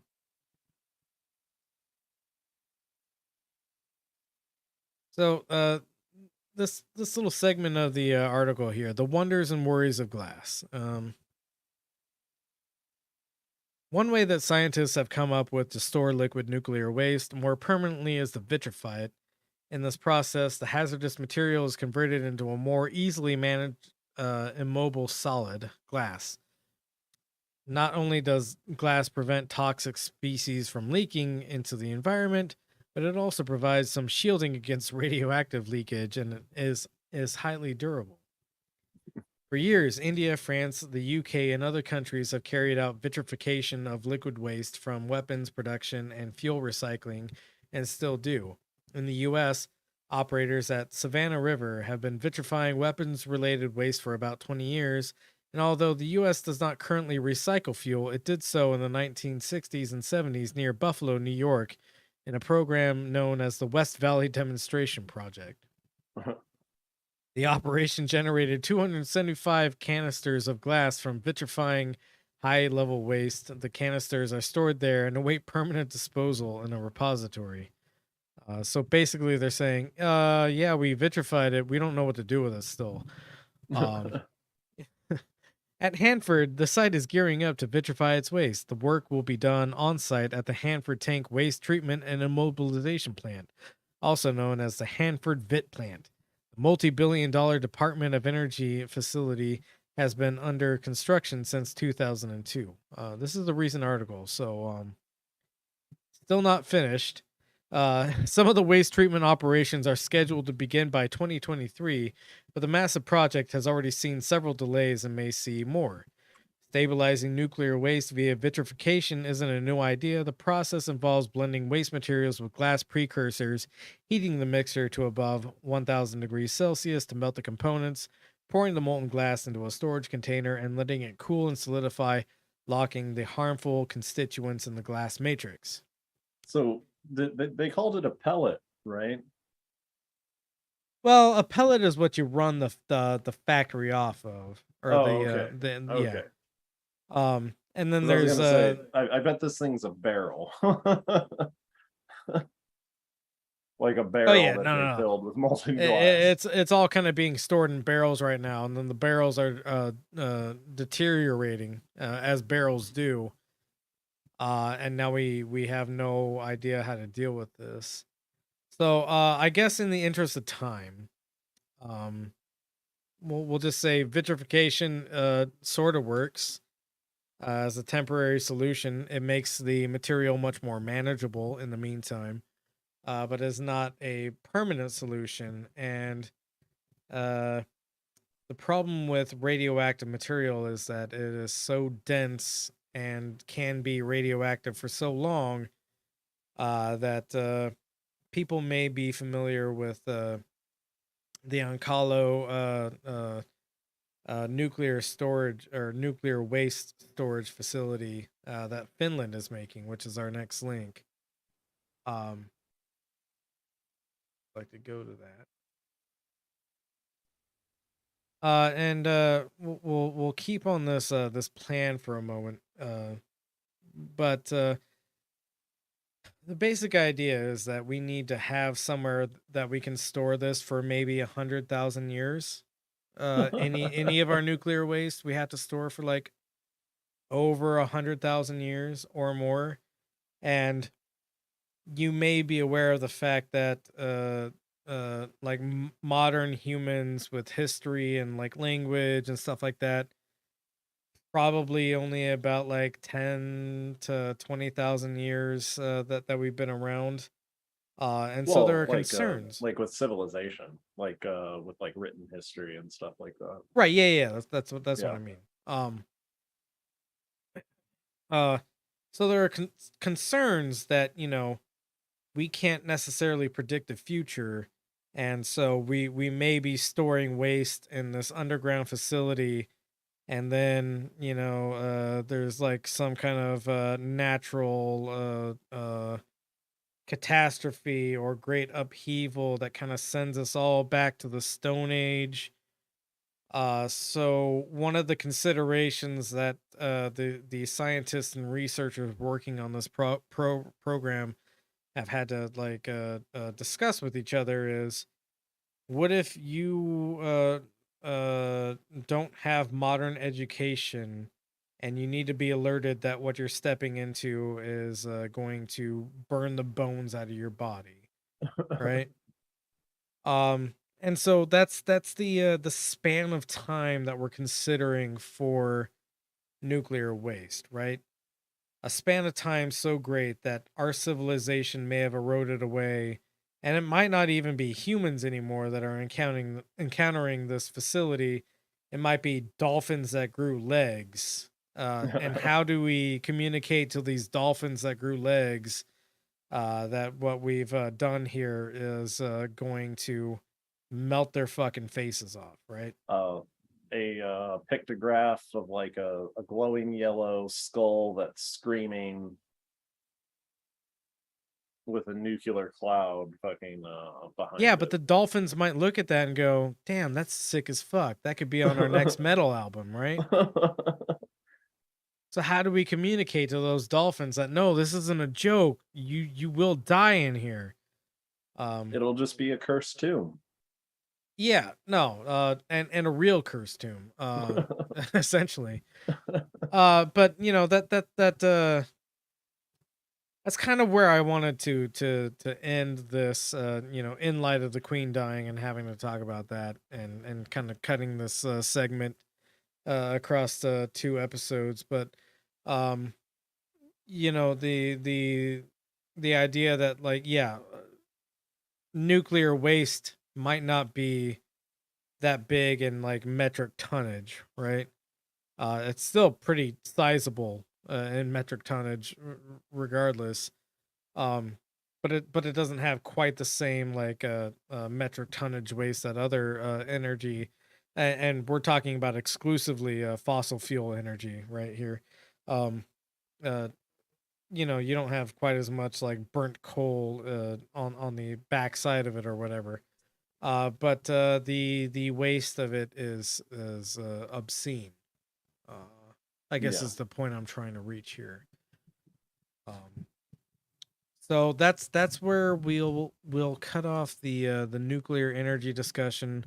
We will revisit the rest of my points next week. I have a brief overview of next week written out that I will go through now.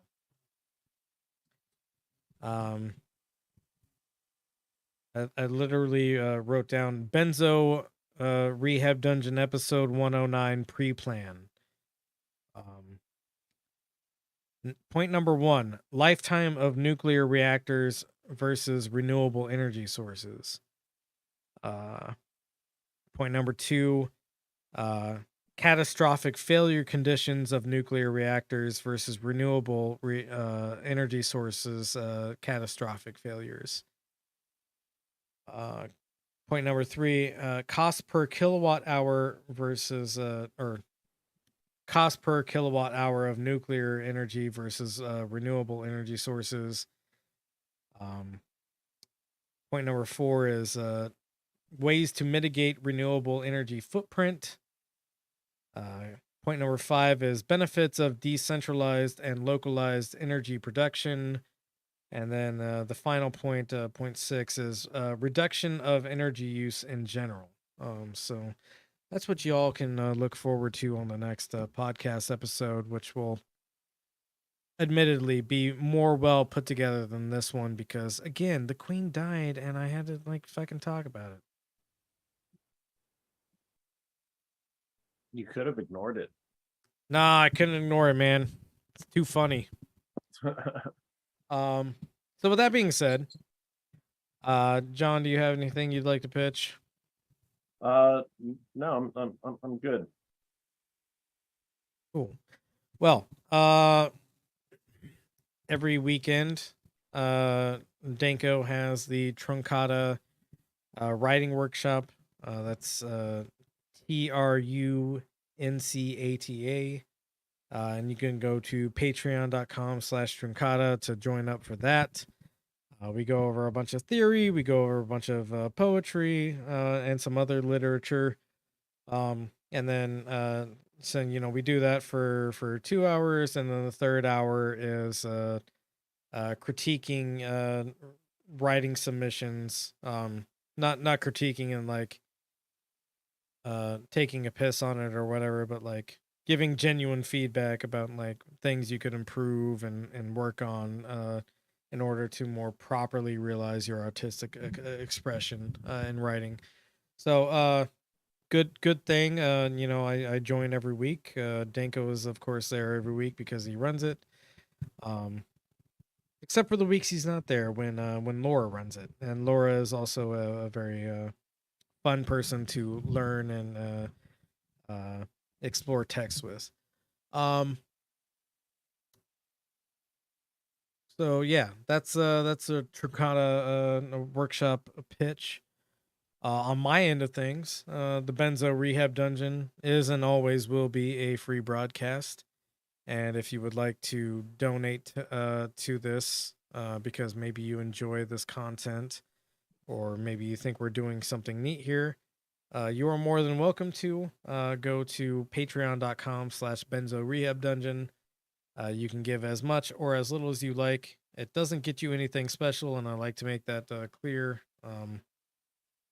Basically, you're just telling me that you like what I'm doing here, which I do appreciate very much. By the way, yeah. With those out of the way, I guess we reached the end of the podcast. So our regular sign off line: we love you. Please take your medicine. Take Dankos and share it with your friends. Wonderful.